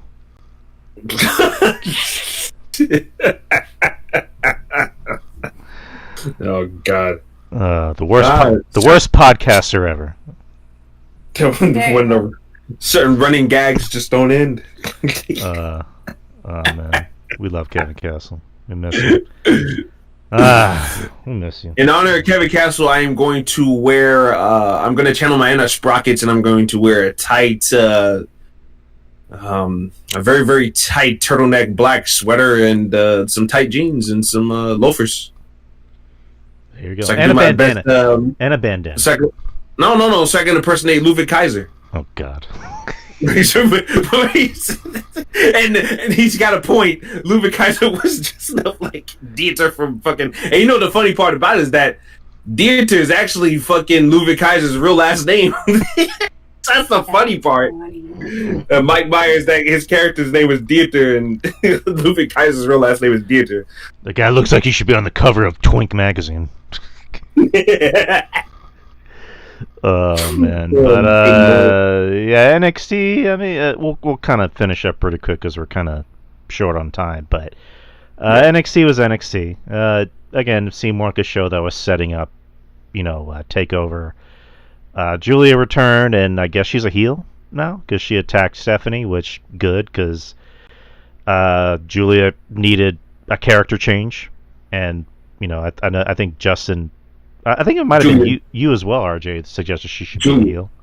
Julia's better as a heel. Julia is a whole lot more better, like as far as like charisma and character wise, and what she can do, like creatively to change up her look and switch up her look and evolve more than people can ever give her credit for. So I'm looking forward to if she did indeed turn heel last night. I am looking forward to see what she does with that because she's definitely good as a heel. But Trez, do you watch NXT? I do not. I don't watch that or AEW. Okay. Well, I mean, NXT is much better than AEW. And I'm sure it is. I haven't seen. Let's put it this way: I've not seen NXT since Finn Balor was in NXT. That's how long it's been. Oh damn. Was it the second run in NXT or the first run?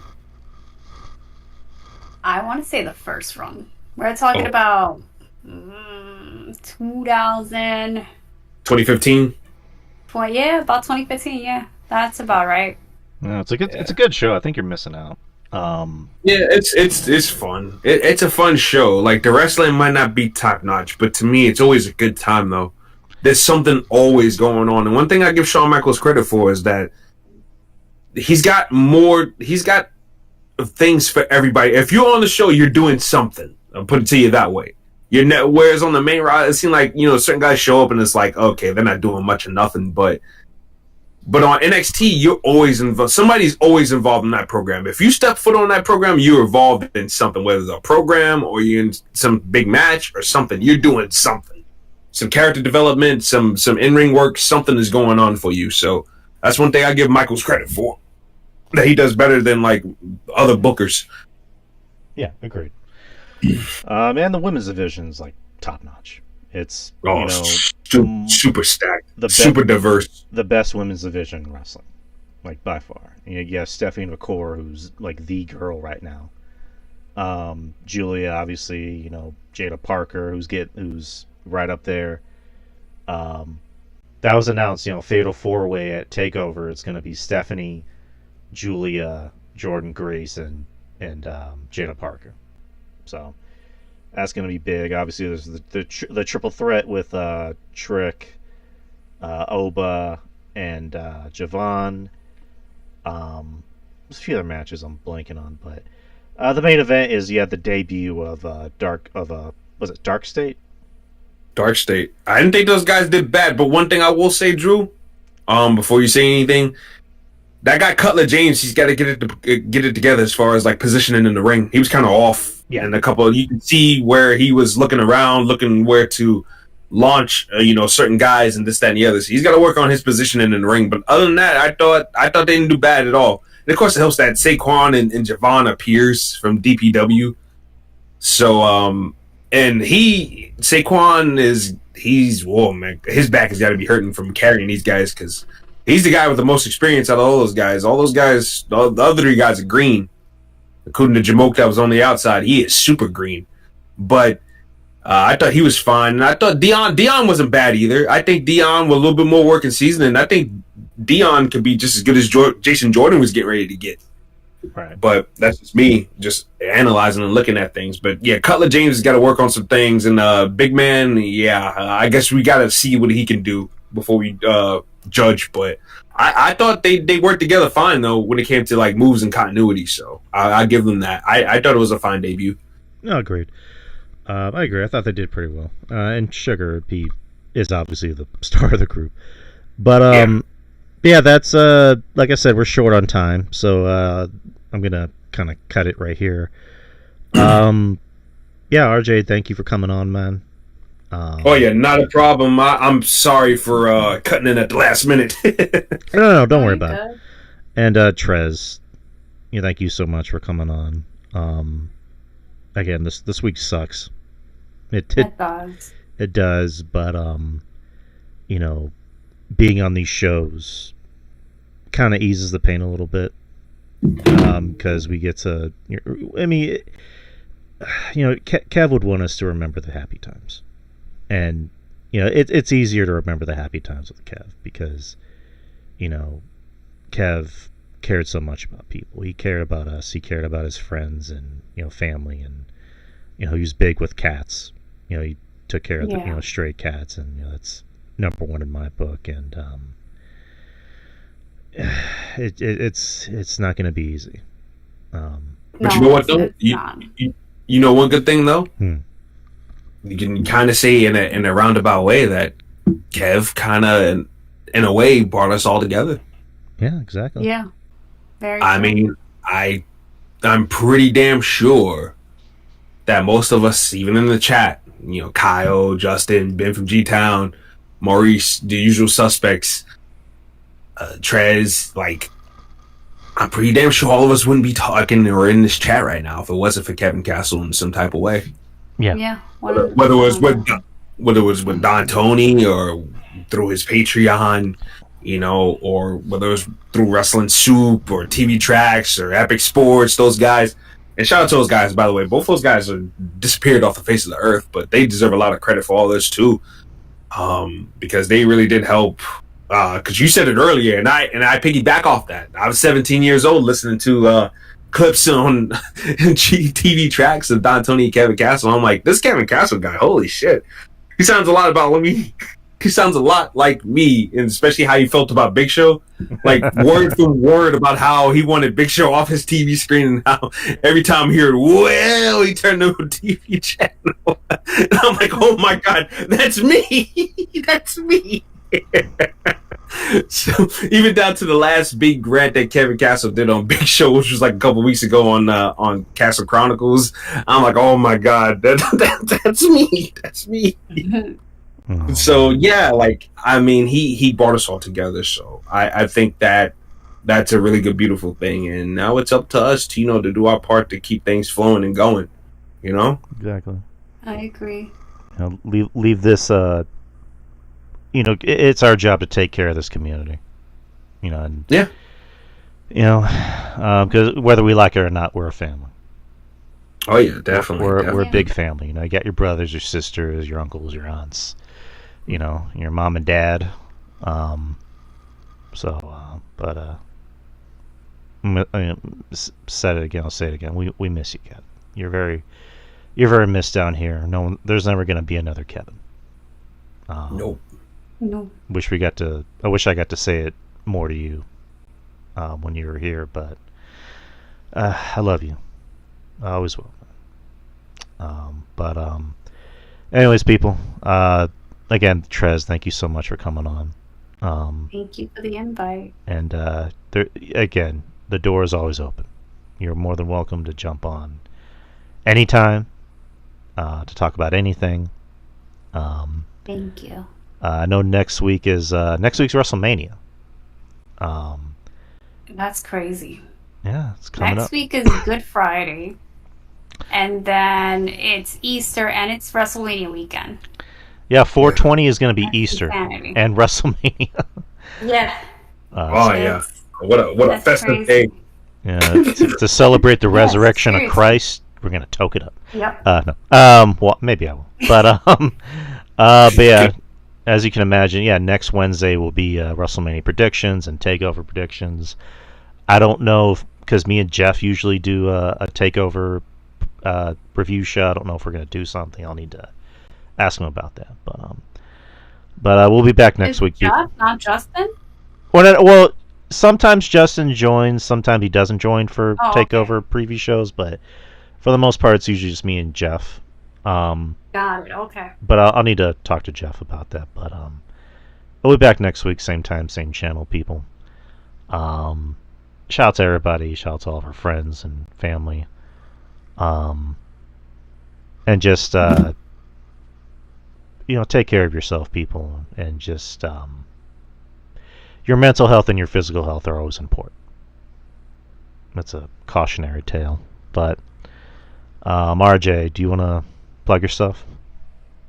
Just follow me on Twitter at LowRJ Unlimited, where my words have no limits. So, yeah, see me over there, and yeah, exactly. Always, there's a little catchphrase there, but yeah, follow me over there if you want to chat, talk. I'll be over there. So, yeah. And what about you, Trez? Well, I'm easy to find at Dark Tantras on any platform. Nice. Yeah. It's easy peasy. I try to stick with the same name because I didn't trademark it, believe it or not. But You should. I should, right? I need to trademark Drew Yari already. Yeah. But yeah, DUI Make that a experience. goal. I'm sorry. I said, let's make that a goal. Yeah, I need to do that. And then Twitter X DUI experience, Instagram, YouTube channel. You can find me, subscribe, like, and follow, or subscribe, like, and comment. A bunch of people were in the chat room. It says OBS. Anyways, a bunch of people were here in the chat room. Maurice, Ben from G-Town, Justin U, Kyle K, Scott, Drew, Edward Very, and Correct Larry. I know, I believe there's a few other people here, but if I can't remember your name, I'm sorry. But thank you to everybody. Of course, thank you to Justin. Spawnbuster Tees, spawnbustertees.com. But anyways, people, we are out. Have a good night, and take care. Take care of yourself and each other. And peace out. Peace. Okay, guys.